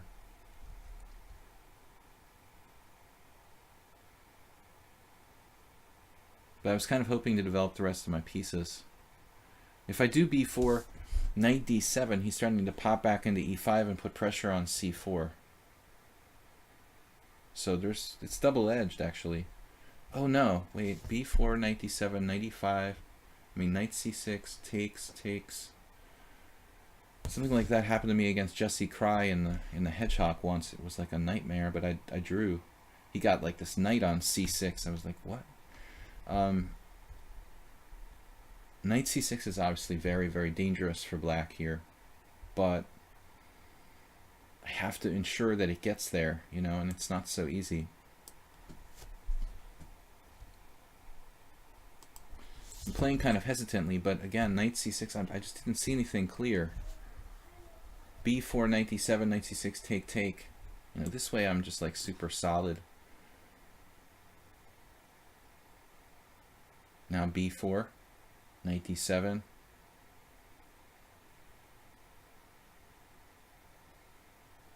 Is my bishop on the wrong square?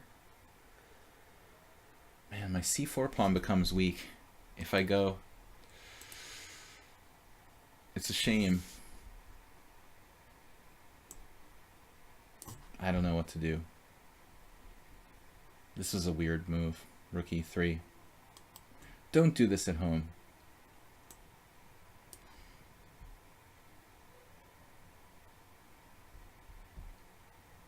We still got b4 at any moment. Any moment. Rook e3 was weird. I'm sure that there's one way to string it together so it was like winning for me. He just weakened his f5 square. That's probably pretty compromised king side. So yeah, I figured he's going for this, but how much does he have to pay for this? This king side is like a nightmare for black. b4, knight f5, knight f5. I mean, that alone is pretty good.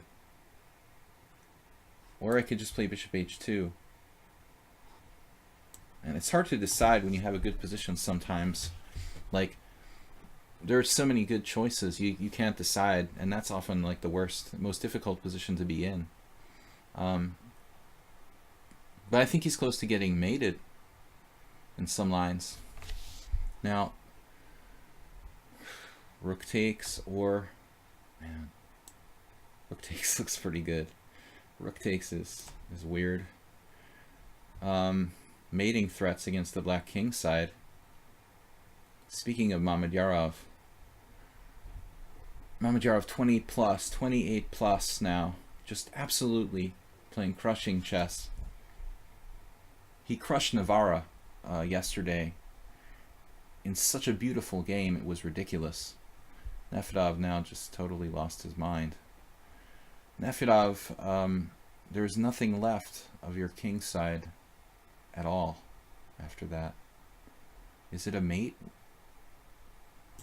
I mean, I guess he can play like, I don't know, it's just over.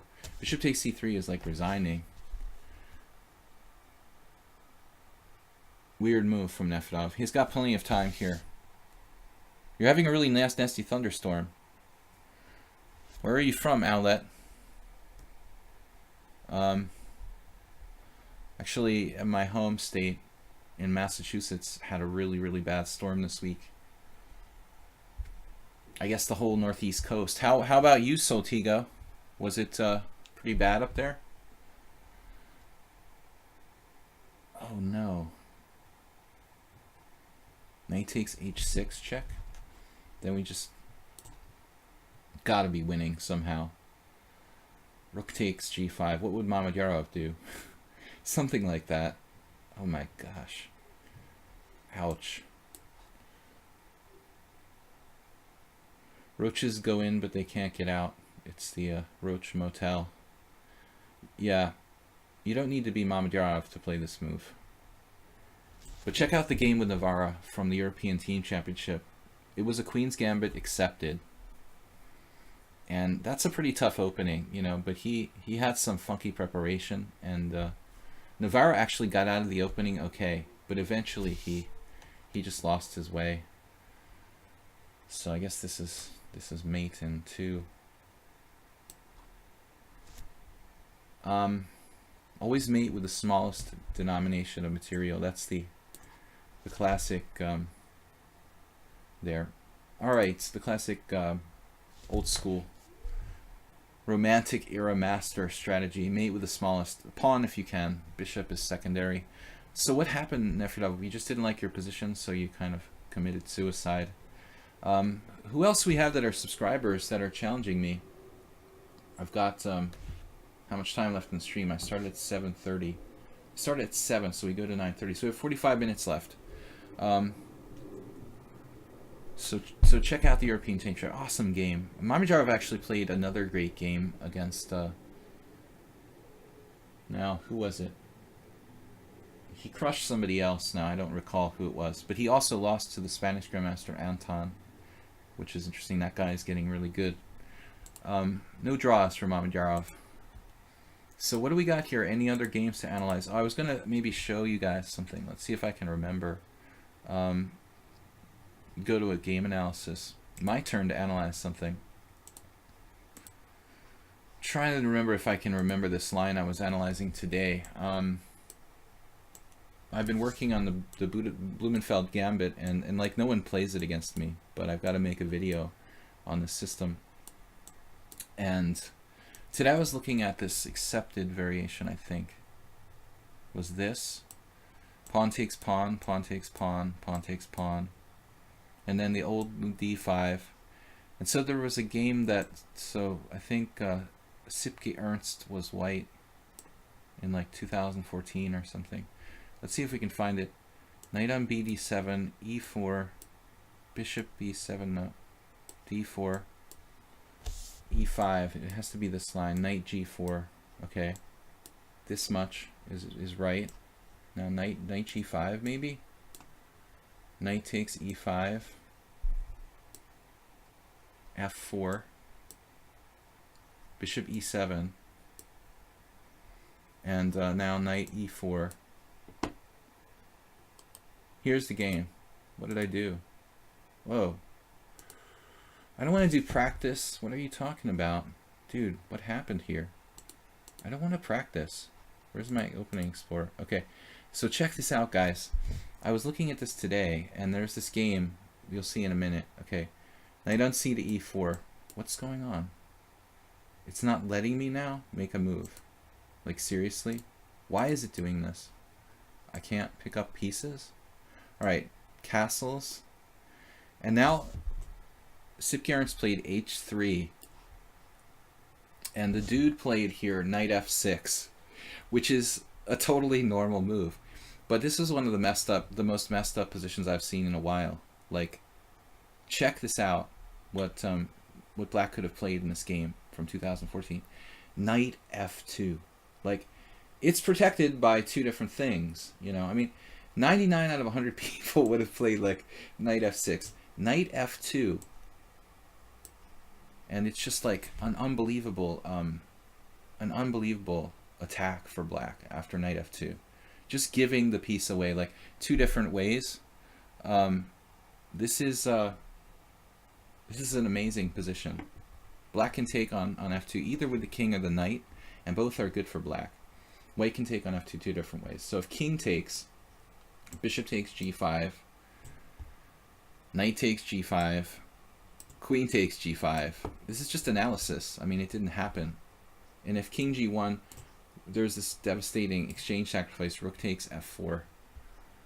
And Black is just like better. Bishop takes f4, queen takes f4, queen e2, and I looked at this and, man, talking about like the initiative, it's, I don't know, maybe like White can hang on here. I didn't really go much further. But it's insane. The other line is even cooler though. Like, check this out. And it's all like forced. That's the best part. That's why I'm showing you this, because it's not like speculative. Like every move is like forced. Queen takes g5. The other line is knight takes f2 to this remarkable move. Knight takes f2. Bishop takes g5. And now, pawn takes g5. Now, look at the material, okay? Black is a clear piece down.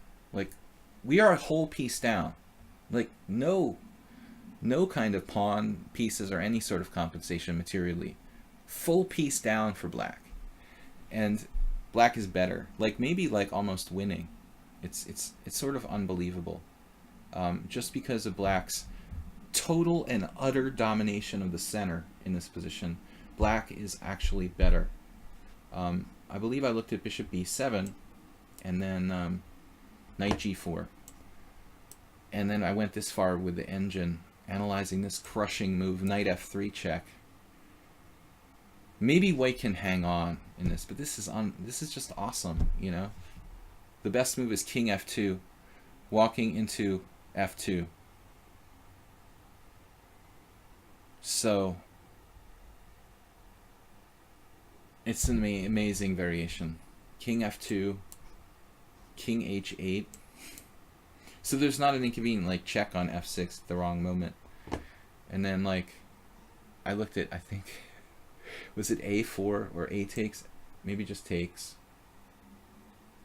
Takes, bishop takes, queen d2 or queen e1, bishop takes h1, king g1, and queen d5. How do you like make heads or tails out of a position like this? Like this is all forced up until this point, like move 20. Like best play from both sides or something. I don't know. But I just wanted to share this with you guys. It's a really fun, amazing position though. After h3, this is an actual game. The Dutch Grandmaster Sipke Ernst, known as Slint on Internet Chess Club, and jokingly called Spike by Greg Shahadi's dad. Sipke Ernst he won a game against Tricks Only at the recent Hugaveen tournament, where Tricks Only had a great position. He was probably even winning in one moment and lost against Ernst. But here it's Ernst against some guy, Snuverink. But Snuverink naturally didn't find knight f2. This is so awesome for black. We should share with Tricks Only. Maybe he can show it to Spike.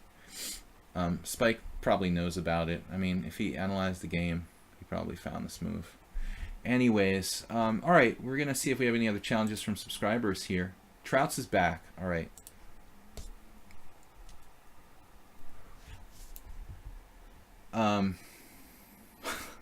Trouts, watch your mouth. All right. What's up, Trouts? Language. E4. This is a family stream. All right, E4. What are we going to do to Trouts here today? C5, we play our normal Sicilian, nothing fancy.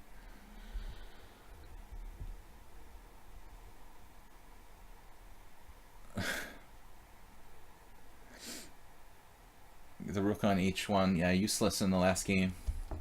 I just thought that was an amazing position. I would never have found knight f2, you know, but maybe a really insane tactical player like Mamedyarov or who was that guy who beat me at the Zalakarosh?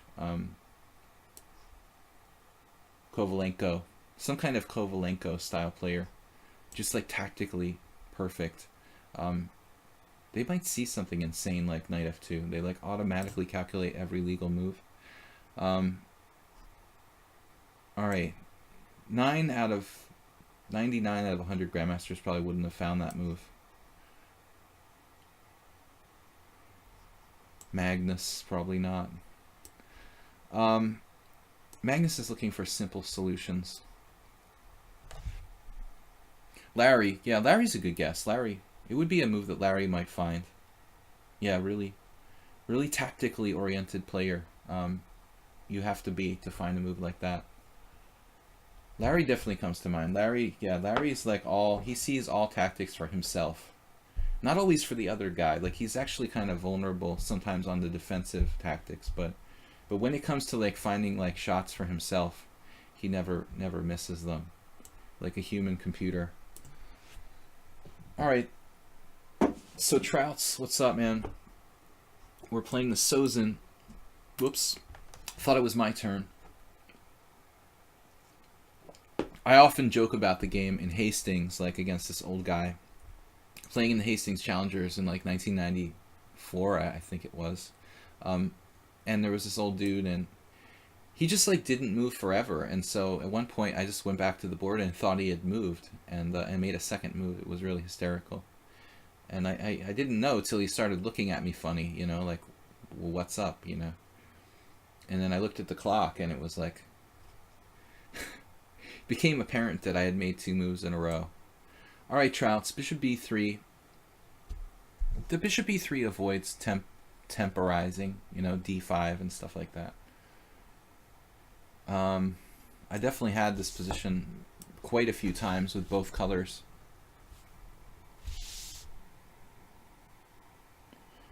All right. Tomorrow we've got more Blitz and Classical Chess in the morning, 10 a.m. Central European Time. I like these evening streams though. Although there are other streamers and stuff, it's a little bit competition. Mostly just the subscribers today. Subscriber stream. We've got about 30 subscribers, 30 viewers. Trouts against Sparkle Master. Trouts. Is that related to like trout? The fish? What is trout in German? Is trout called trout in German? Do we get that name from the German? With the Z, it's got to be a German name. This probably means like something totally different. Any German speakers in the chat here? We've got a record-breaking 31 viewers. All right, mainline Scheveningen Sozen, whatever you want to call it. Sozen. It can be a Najdorf. I didn't have to play Queen C7. That's a move sometimes I use to avoid certain lines of the Velimirovich, but it's not a move I really like to play. Now Trouts goes his own way with Queen F3. This is interesting, and it looks like a playable move. I'm actually kind of unhappy to see that. I was hoping for more standard lines with F4, which I know, but now I'm not that sure. Tricky, huh? If I take on D4 and play B5, you have E5, and I could sack the exchange. You could do like a Botvinnik rook maneuver. Knight takes D4, pawn, bishop takes B5, E5.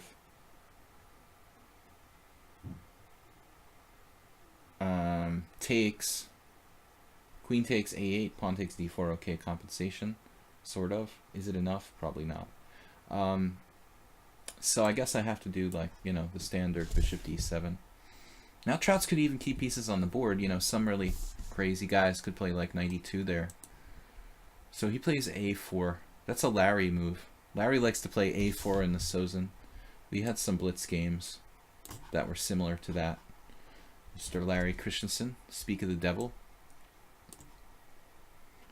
I've decided to allow A5, although it's not necessarily forced to allow A5. I guess I could play B6, but it looks kind of passive to me. It's more compact to play like this. Trouts is better here. I'm not really satisfied with the way I did this. Queen F3 took me by surprise. I don't know what I'm supposed to do with that. Probably I missed something strong, but I don't see it. Knight E5, Queen G3 looks pretty much okay for white. So I'll check this out. Maybe it's a real line. I have the feeling Queen F3 is probably something real. And then A4 took me by surprise. But it's also not bad. I think you should probably play A5 and clamp down on the queen side there. I don't know what you're doing exactly right now. Rook A E1, It seems like your rooks would be like rook E D1, rook E1 would be best. Now I can try to hold him up, maybe with this move. And then I can eat my words or something. Wow, this is awkward. Oh no. I'm going to have to play a very ugly move next, G6. I did not intend on that. Darn. I did not want to play G6. And then maybe Trouts is just better after that. I don't know. I don't want to play G6, damn. I guess I shouldn't play Knight D7. What else is there? Just B5 would be better. I should just play B5. Damn. B5 is probably okay. It's like speedier. Now I've helped him a little bit. Because bishop F6, queen takes D6. That is not good for me. There's no tactic for me anywhere. E5. I can just lose a pawn. That's good. So the G6 weakening my whole king side. Oh man. It's not at all what I want to see here. He can't play F4 right away, I hope. Unless he wants to sack the exchange, which may actually be playable for white. We've got this, but G6 is not what I wanted to do here. Now, white has got to be better. He could sack a piece with Knight D5. It's not really a sack. It's just like an exchange of pieces. But I don't know. You know, maybe I can take on d5 with the bishop there and just blockade. Yeah, probably that's not so bad. I think this is just fancy. Better for white to play a better move. Maybe just like rook d1 or resurface the rooks there on a proper on the proper files. He's got plenty of time now. Bearing down on d6. I think that's better. f4, sacking the exchange with bishop h4. Interesting. f4, bishop h4 takes. Bishop takes e1. What am I talking about? He can't go there. Oh no. It's still an interesting sacrifice. Even if he can't go to d6. He plays queen h3 here. I'm half tempted not to take it.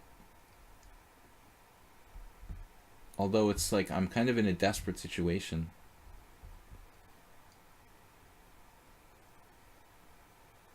I have a trick with bishop f6 though I could play.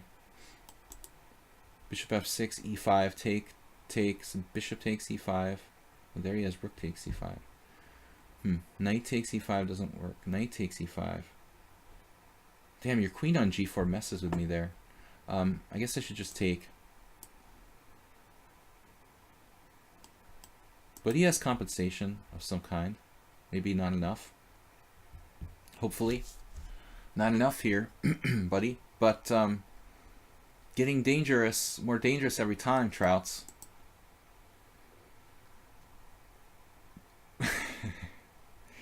Oh no. No. No.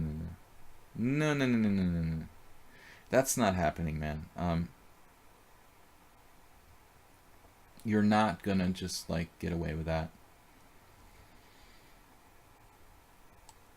Well, I guess I can play queen h4. We have so much material to give back here, huh? I get mated. Oh my god. That is insane. I mean, queen h4, even there, he has really scary play. Takes.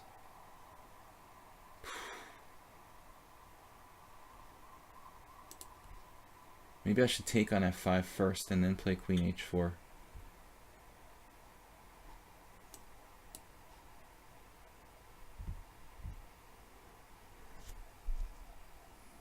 You know, we do have a bishop on c6 that's pretty strong here. Trout's going nuts, so sacking a whole rook. He could have just sacked the exchange. Pretty dramatic action. So, I don't know. I'm going to just play queen h4 next move. And don't you have some issues? You're going to checkmate me anyway there, huh? Oh no. I know my queen defends g6, but I'm getting mated on f7. Are you freaking kidding me?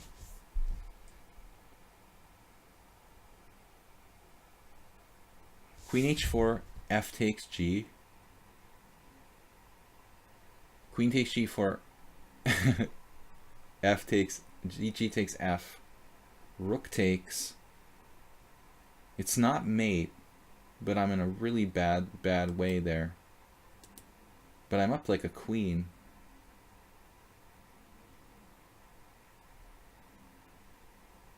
Walk away.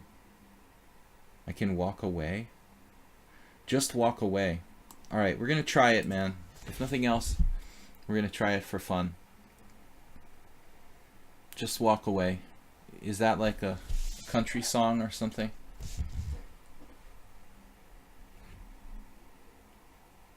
We'll be threatening mate on g2 while he's in the process of checkmating me. So rook takes f7, there'll be no time for that. He has to play bishop takes f7, king f8, and then do some kind of discovery, which is actually freaking good. Oh no. But at the end of the day, I play king e7, bishop takes g4, rook takes f1, and I'm up a rook or something. We're up a rook and a queen in that variation, where he's taking on f7. Oh no. Queen takes d4.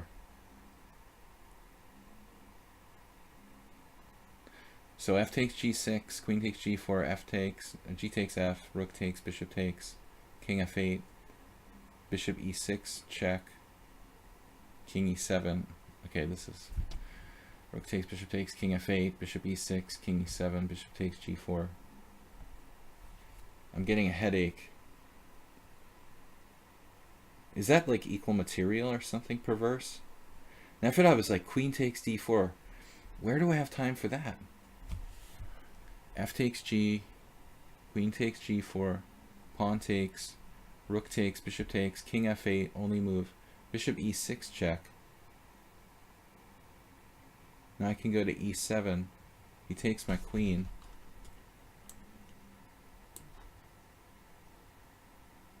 Trouts is running out of time, but the increment suits him. Come on, Trouts, don't lose on time. You gotta do it. Bishop, pawn takes. He's gotta lose on time. No, what's going on here? Oh my god. He's better. No way. What did I miss? Bishop h5 check. What? Trouts lost on time. How can you lose on time? Wow, I didn't see bishop h5 check. I thought he had to play bishop e6 check. Oh my god. This changes everything. Actually, it doesn't. Bishop h5 check, it's the same thing. King e7, bishop takes g4. Dude, that's crazy. You're up a pawn in the endgame, and you lost on time. Unbelievable variation. Alright, guys. What do we got? Great combination, Trouts. Great execution. Way to lose on time. He saw it all, though. He's just like, he's like a Lihar, a sloth, you know. His hand was like moving like slower than me toward the. He has like these sloth arms that, come on, man. I mean, you gotta make the move taking on f7. There was no other move. He just likes losing on time. All right, stranded bishops challenge me to 6+3. Trouts, man. I didn't see bishop h5. Sloth chess. It didn't matter. What's the difference between bishop h5 and bishop e6? I think I just lost count of how many pieces were on the board. Yeah, it just started to dawn on me like right at the end that we'll have to check that game. I'm going to check the game later, but maybe we can check after this game if we've got time. The question was, did I have to play queen h4? Or did I have something better? Stranded bishops. New opponent for me. New account. Oh, he's got just 21 games. Yeah, it'll probably be like a grandmaster. Normally I don't play people like with less than 50 games. Alright, if he doesn't move in the next 10 seconds, I'm going to abort the game. Because he is like a provisional player. Sloth. Nefidab, what were you talking about? Queen takes Queen takes bishop d4. A queen takes bishop d4, but what did you mean by that? Alright, stranded bishops isn't here. Anyway, the guy's got only 20 games. S4-1. S4-1 is up next. A few guest games to round out the subscriber stream today. Alright. So I'm interested in that game, Trouts. I misplayed it really badly. Like, first of all, knight d7 was like horrible, and then then I had to play g6. So really, S4-1's not going to be here. It's a conspiracy. These guys, like, they waited so long they like left the room. If S4-1 is not here, I'll have to play King Chaser, who always knows when, like, you know, he knows how to be like the last guy to play. He's an expert in being last to play on the stream. But good game, Trouts. Queen f3, I'm going to have to look that up, because I don't think I've ever faced that in a game I can recall. I'm playing this King's Indian attack all the time. It's getting a little monotonous, but it's fun. Kind of a waste of the white pieces, though. You know, I think if I had more time to prepare my opening repertoire, I definitely wouldn't be doing this. But I need all the time in the world. Chess Professional really needs like a second person to be like his like coach and prepare his openings for him. You know, like Nakamura had that guy.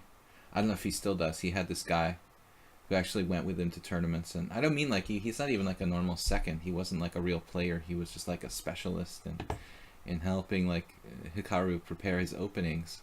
Wow, g6 is kind of a weird move. I'm wondering what I'm supposed to do against that. I guess both c4. You know, all these moves are good. c4. You can pretty much play anything here. c4 takes on c5, castles. All of them should be good. Now I have to think though, because he's really like threatening knight takes d4. C takes d5, queen takes d5, knight c3. That's good for white. But who's this good for? Oh, I thought he was going to take with a knight on d4, which is better. But I think he made an error. He's like 2,000. So not a weak player. But this looks like a bit of a fishy system. Maybe I'm wrong, though. I don't know. Bringing the queen out early feels a bit wrong for black. Am I going earlier to bed? Dude, that's an awfully weird suggestion. No, I'm just kidding. What's up, Lucky Kentucky? Nice game, man. Are you like a secret grandmaster? That's what we're all wondering here. We're wondering about Lucky Kentucky's title. Are you a FIDE master, international master, or grandmaster? d5. Gotta play d5 now. Black's position is a bit suspicious, with the queen coming out, going back, then the knight to b4. It doesn't look right. I'm leaving the stream. Yeah, we're finished in another game or so. Yeah, I'm pretty tired. We've got a morning stream, and I had a lot of stuff today with videos. But anyway, it was a fun game you played against me, Lucky Kentucky. I'm surprised there's not more games in that variation. There's like nothing in the database.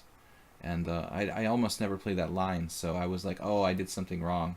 And then I looked it up, and it's like, there are no games, and my position was okay. I was terrified the whole game. Okay, knight to b4. Is he going to give up his bishop and take on d5? And is that even good for black, right? I should just castle here. Screw it, you know? Ooh, have a pawn. Okay. You can have the pawn, give up your bishop. He didn't want it. He's like, nope, I don't want it. I can understand. All right, e4. Now you've got problems because your knight on b4 is screwed up. So c4 doesn't work, unfortunately, trying to get an outpost, because I'll just pick his knight off with queen a4 check. And now we can drive him back with like a3. White has to have an advantage here. So I didn't understand if that was like an invitation, Lucky Kentucky, or what are you hinting at there? Sexual. Not to make light of sexual misconduct. Alright, bishop g4, h3. We'll just get the bishop pair and the good position. Or I can do a6. Yeah, a3 first. Let's just get it out of the way. I'm getting tired of making bad jokes. h3. Bishop takes f3. Queen takes f3. Everything is good for white. This is a massive fianchetto. A massive fianchetto Grunfeld now. I wish everybody played the black side like this. I've had so many tough games in those other variations lately where they're like symmetrical black playing c6 and d5. I think I can't take that anymore. The normal Karpov fianchetto Grunfeld is awful to have to play that in blitz. Man, white has a huge game here. This is like monstrous. Maybe bishop d4 check or something weird. But you can't really maintain the piece there. It's almost, yeah, it's almost like a King's Indian. Feels almost like a King's Indian. Not like a Grunfeld. No, I was asking if you're going to bed. We can play one more game after the stream. But I'm so tired, man. Yeah. I enjoyed the game, but I'm kind of chest out. D takes e6. And again, it's really like a King's Indian. This is a key move. Straight out of the knight d7 King's Indian. He's got to get that piece out, because if he doesn't, I'm going to like seal it in with e5. It was a really good idea to play bishop d4 check. Now, white still has a massive position. This is like the greatest fianchetto King's Indian ever for white, but Queen b3 looks a bit materialistic. Just developing my queen, winning a pawn, but it's kind of greedy. I mean, I think it might be better to go e5 and just establish my knight. Just to get my knight in the game, like knight e4. We've got bishop takes b7, obviously. Tough call, though. I mean, it's tempting to be materialistic there. I guess he had queen b6. Wow, bishop takes... Yeah, he has queen b6 on queen b3.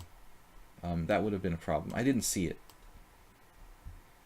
Yeah, it would have been a bit awkward. Though even there, I probably have some tricks.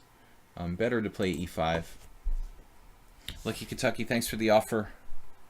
The sheer number of chess players, keeping the aura of mystery around them is mind-boggling. Yeah, Nefedov, thanks for not being one of the mystery people. You know, I really dig you people who are honest about your, identity, and I wish, I mean, and it's not like forced, but I just wish more people were, not hiding. If anybody should hide their identity, it should be like me, because I'm a semi-professional chess player, and I'm actually sometimes it looks like getting prepared for based on my games on lichess. I think that was the case against Daniel Gurevich this June. It was just like I was walking into a minefield. He literally knew what I was going to play, even though like I had never played it in a live game. I mean, that's an understandable reason to hide your identity, but for most chess players, it's just not necessary. So he saw queen b6 anyway. Alright, we're actually falling behind in the clock here, so let's get things straight. Get the rest of my pieces developed, maybe just bishop d2, knight e4, find some sort of simple setup that makes sense. Yeah, all these mystery accounts, people have like 3 different accounts. I agree, Nefedov, it's I also think that lichess should implement something to control the amount of accounts people have, I mean, it's okay if you want to have a Smurf account, have 2 accounts, or whatever, but like it should like stop at some point, where you can have like 6 different accounts. Now, alright, he's starting tactics, obviously, with knight takes e5. He's trying to bust out. I had to play rook b1 to guard this so I can move my knight. And just hopefully black doesn't have kind of like insane sacrifices with knight takes e5. It doesn't look like he does. We've got to defend though kind of carefully here. I'm having second thoughts about knight e4 now. But what else can I play? Just like queen here? This is getting weird. Knight e2 is also possible. But that's weird too. I don't know. But s4-1, he's pretty fast. Alright. So now I have to do this, I guess.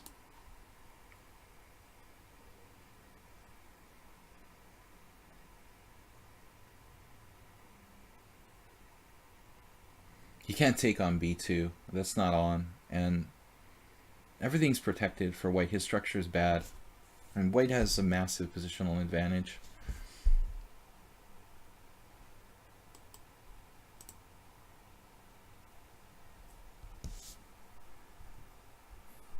Yeah, Lucky Kentucky. I'm just doing away with the 8+3. It's just too long. We get to play more games if we make it 7+3. I like this better. But you can challenge me to 6+3. Whatever you want. I'm cool if anything between like 5+3 and 7+3. That includes a larger increment up to 5 seconds. So everybody can challenge me like 5-3, 5-4, 5-5, 6-3, 6-4, 6-5, 7-3 to the maximum. Alright. Combinations better not be on here. He's looking for stuff very tactically minded. Looking for stuff based on knight takes e5 now. Maybe we can just kind of like defend a little bit more before we launch our final assault. He wants to do like knight takes e5, f takes e5, bishop takes e5, and go down and hammer my g3 pawn, but there's not enough here, There's not enough here, I think. He's kind of going into panic mode. He's just down a piece in this position.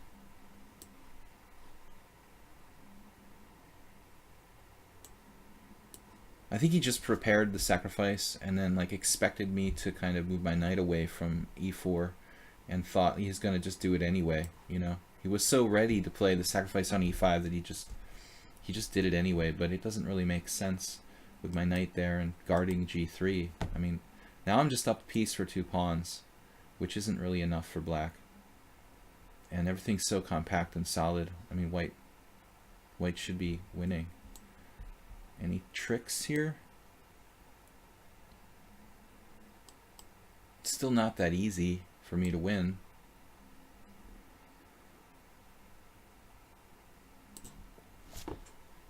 But there really isn't much counterplay for black. His only hope is that there just won't be enough pawns left on the board. So it's kind of a technical ending. But I do have b4.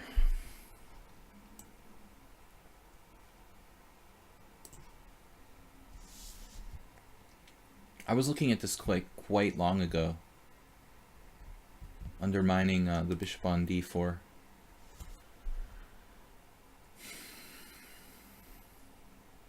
Now that my king is safe, he doesn't have any threats. He's just bankrupt.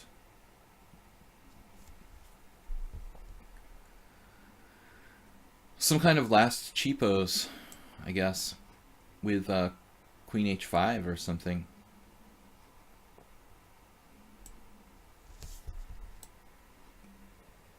I wonder if I can win this, right? Are there enough pawns left, you know? It could be a problem. a4. If I play a4, keep some pawns on the board? Maybe that's a good idea. Yeah, I think he should play differently there, most likely. But maybe not. Damn. Are you serious? Bishop a6. b3, bishop takes.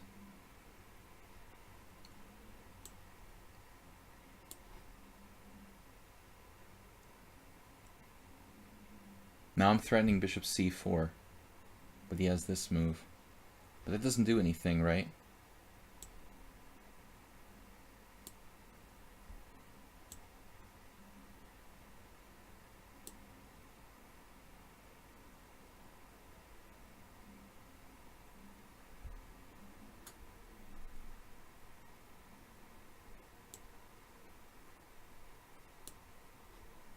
He's pretty fast.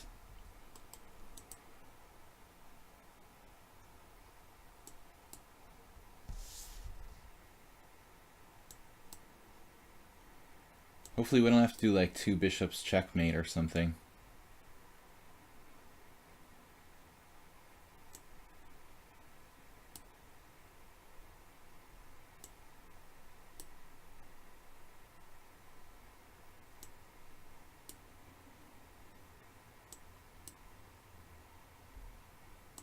Definitely want to keep maximum pawns on the board.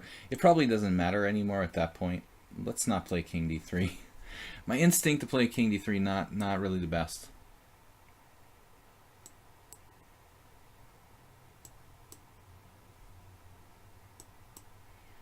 Kind of zugzwang.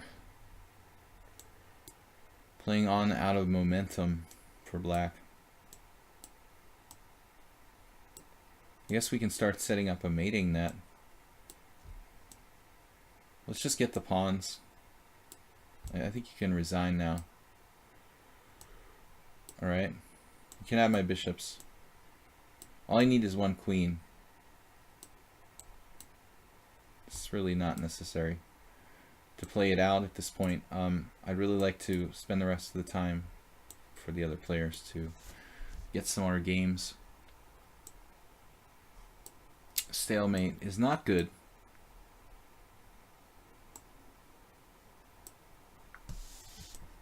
Alright.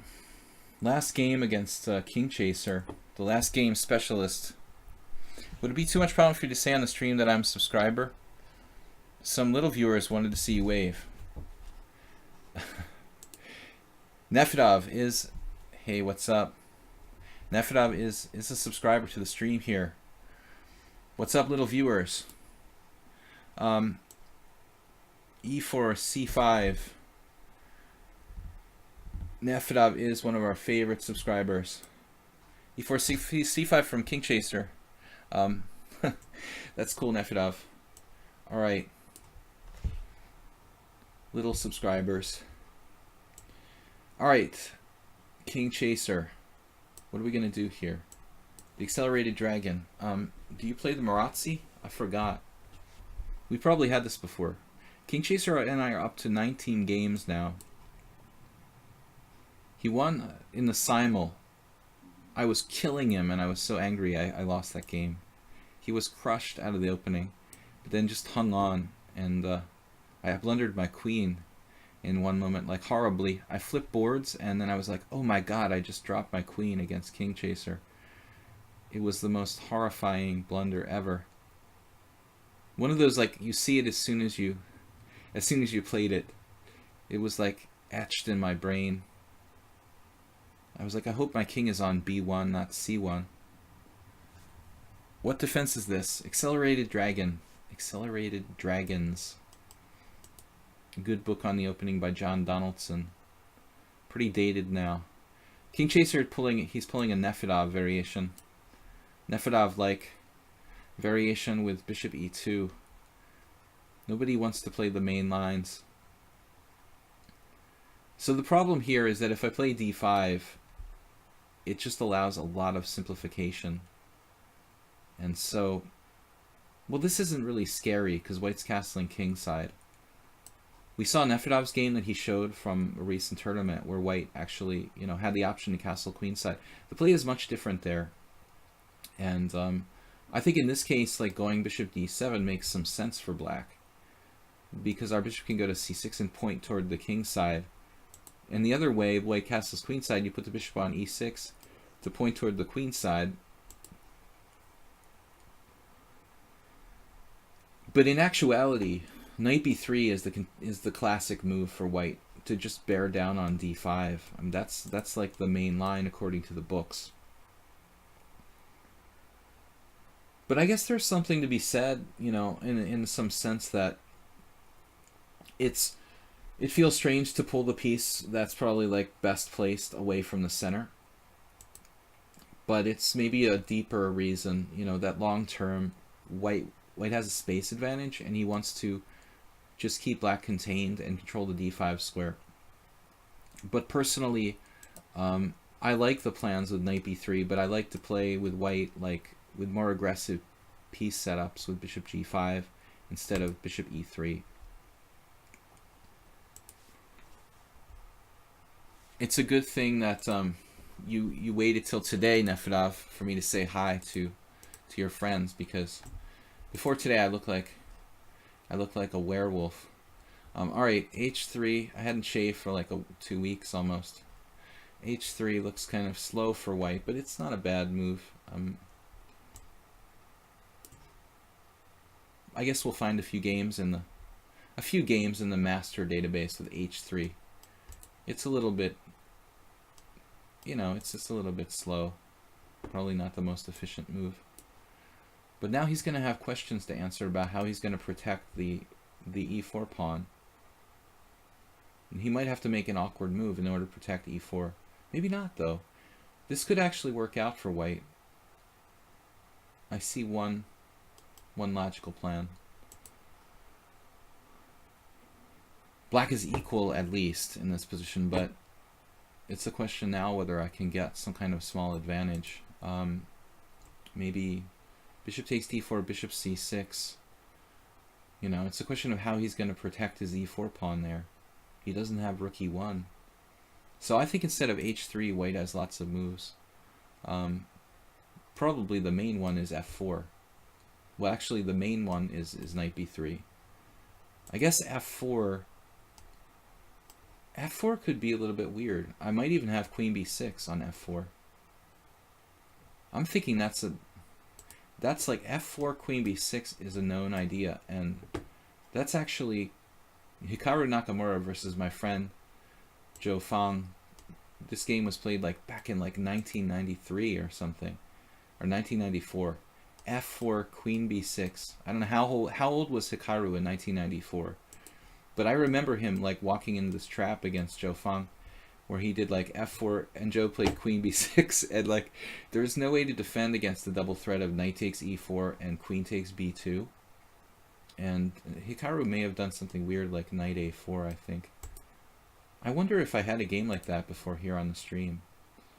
Anyways, Bishop C6. Hikaru was really small. That was the first time I'd seen him at a chess tournament. He was just a kid. He was probably like 12. That was 23 years ago. How old is Hikaru now? 24 years ago. It could have been later. It might have been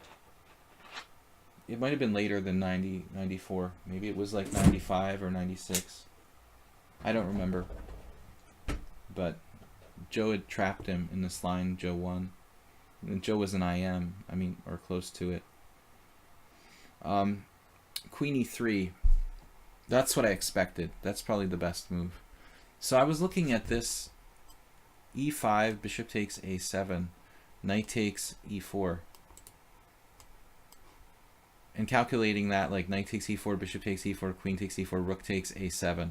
That's when I said it was like at least equal. But I can do a more natural move like queen A5 probably. Queen A5 contains some poison.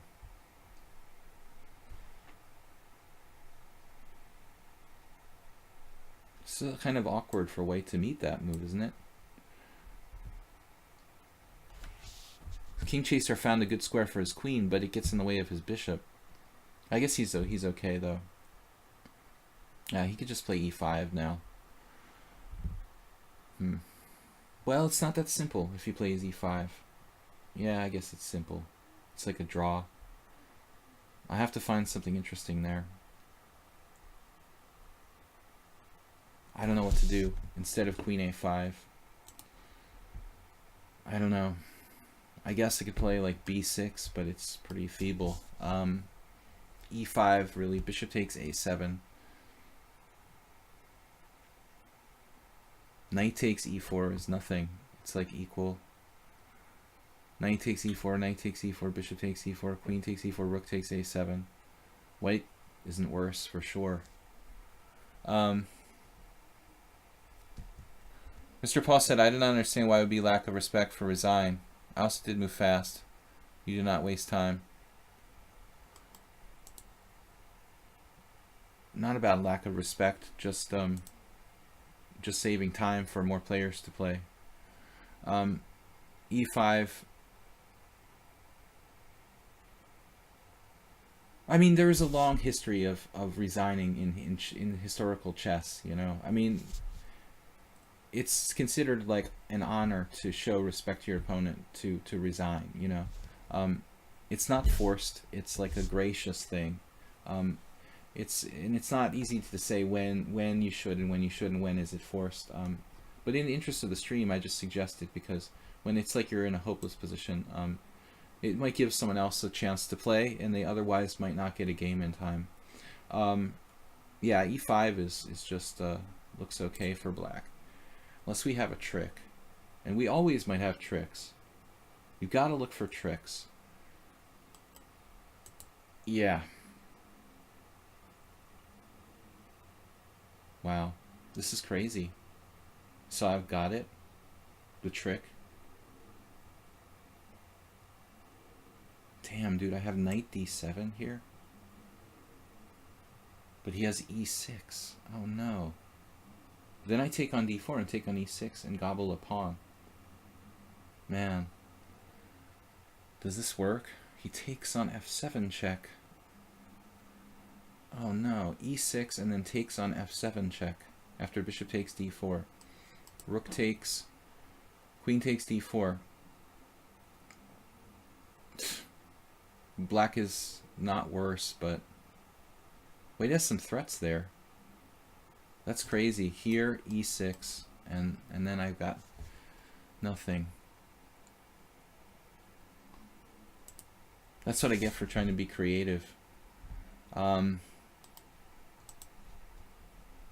I mean, I just have to take equality. There's nothing else to do.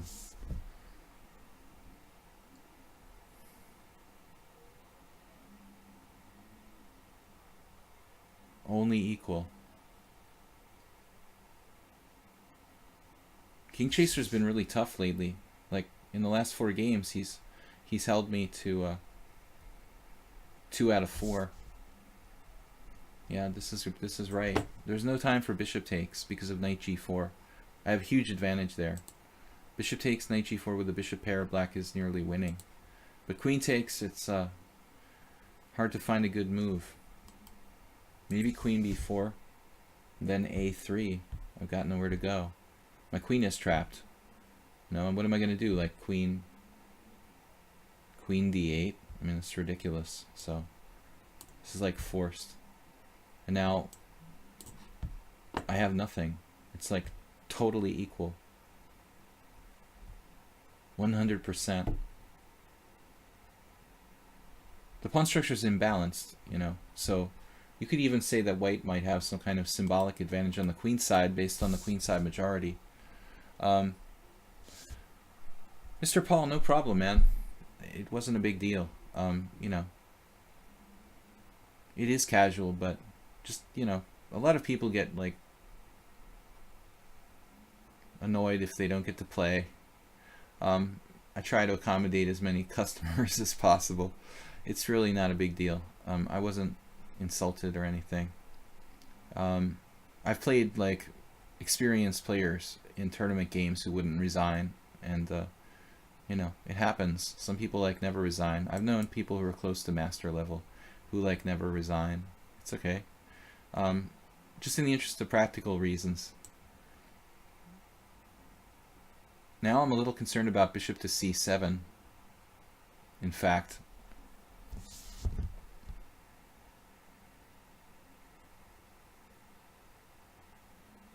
knight e8 is like really passive for me, so I think we're gonna go with the more active option. But this is Drawville. You've heard of Smallville, maybe, if you ever played chess on the old ICC, but this is Drawville. Very close neighborhood to Smallville, slightly different. Okay, I've got the better king. We're gonna play it out, but it's really tough to get anything here. I don't think, you know, I think again symbolically might have something. It's not enough really objectively to win for black. We're threatening bishop takes c2 though, which is a bit awkward for the first player. Rook c1. It's like, all right.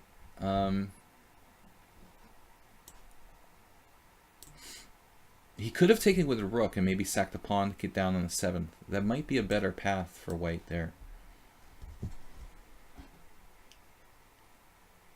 So we have some kind of microscopic, almost like invisible advantage. It's sort of irrelevant. Practically nothing. I can't even put my rook on the 7th rank because of king e1. So we'll play this out, but I don't think that I will win. Maybe my kingside majority can advance faster than his queenside majority. It no longer really matters, like kingside versus queenside. I guess who creates the first pass pawn has a small edge.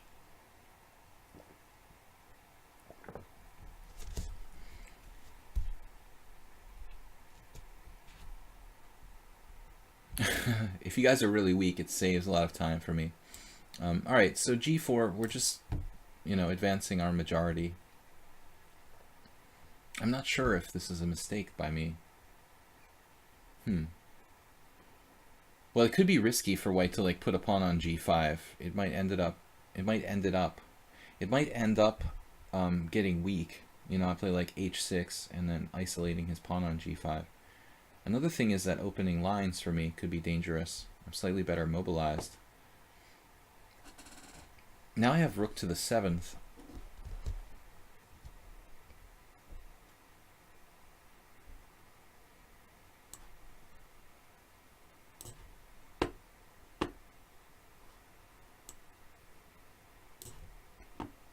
He changed his mind about bishop e2. But we're making progress. We've made some serious progress so far. Or I didn't really like my chances of winning this before, but I'm starting to like my chances. Wow. That's a really tough move to me, h4. Keeping my king off of g5, man, that's extremely heads up. Very nice play.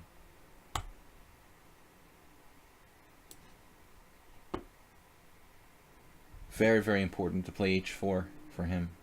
But I don't know if he's going to be able to hold this now. He's also covering d4, the latest idea. g5, interesting. Putting all my pawns on the right color. We can create like a protected pass pawn.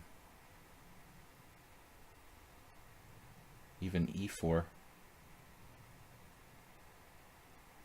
f4 is strong too. But I don't know if I'm going to have enough to win this. I'm not sure that was even the right plan. It might have been better just to capture... Uh-oh, he's falling apart. He fell apart. King chaser. Now the endgame should be winning for me. Kind of a weird situation though. I'm freaking out a little bit here. Is there some bizarre way he can draw this? Not really. Can he? I would never believe it.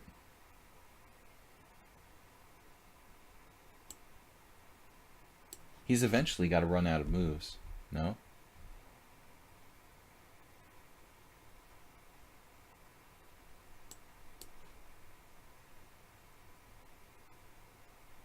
Eventually I'll get a pawn like on b4 or something like that.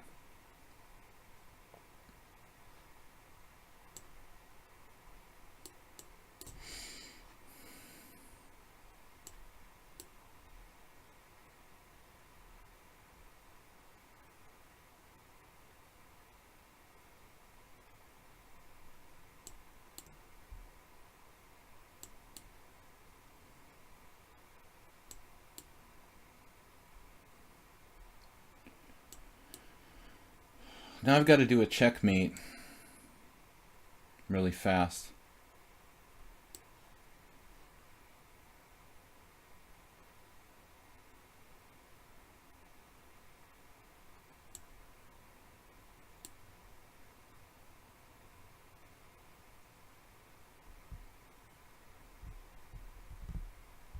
That's it. Yeah, there's no way to save that. It's too much space. He's going to get mated there. So he should have had a draw, but he played a little bit. He didn't find like an active response. Like I said, like rook d1, maybe like giving me the c2 pawn to activate with rook d7 or something. So just played a little too passive. Anyway, guys, it's kind of late. I want to thank all you guys for watching and hanging out with me for my subscriber stream. I'll be back tomorrow morning with more Blitz and Classical Chess here on lichess and on Twitch. So thanks again for subscribing. I want to really appreciate you people for doing so and helping me to publicize the stream here. Also check out my YouTube channel, Video Chess Training on YouTube. Video Chess Training on YouTube. Sunday I do a simul on lichess at 6:30 Sunday. It's a simul on lichess. 6:30 p.m. Central European Time. Check my Twitch channel for the schedule, but we'll play 25 players, 40-40. It's a long time control. 40 minutes and 40 seconds. It lasts about 3 hours if you guys want to play. So King Chaser, I took a lot of work to take you out. Good game, man. So we'll see you guys later. We'll be back tomorrow morning. Bye-bye. Thanks, Soltigo, for moderating, man. I appreciate the help. Later, guys. Bye-bye.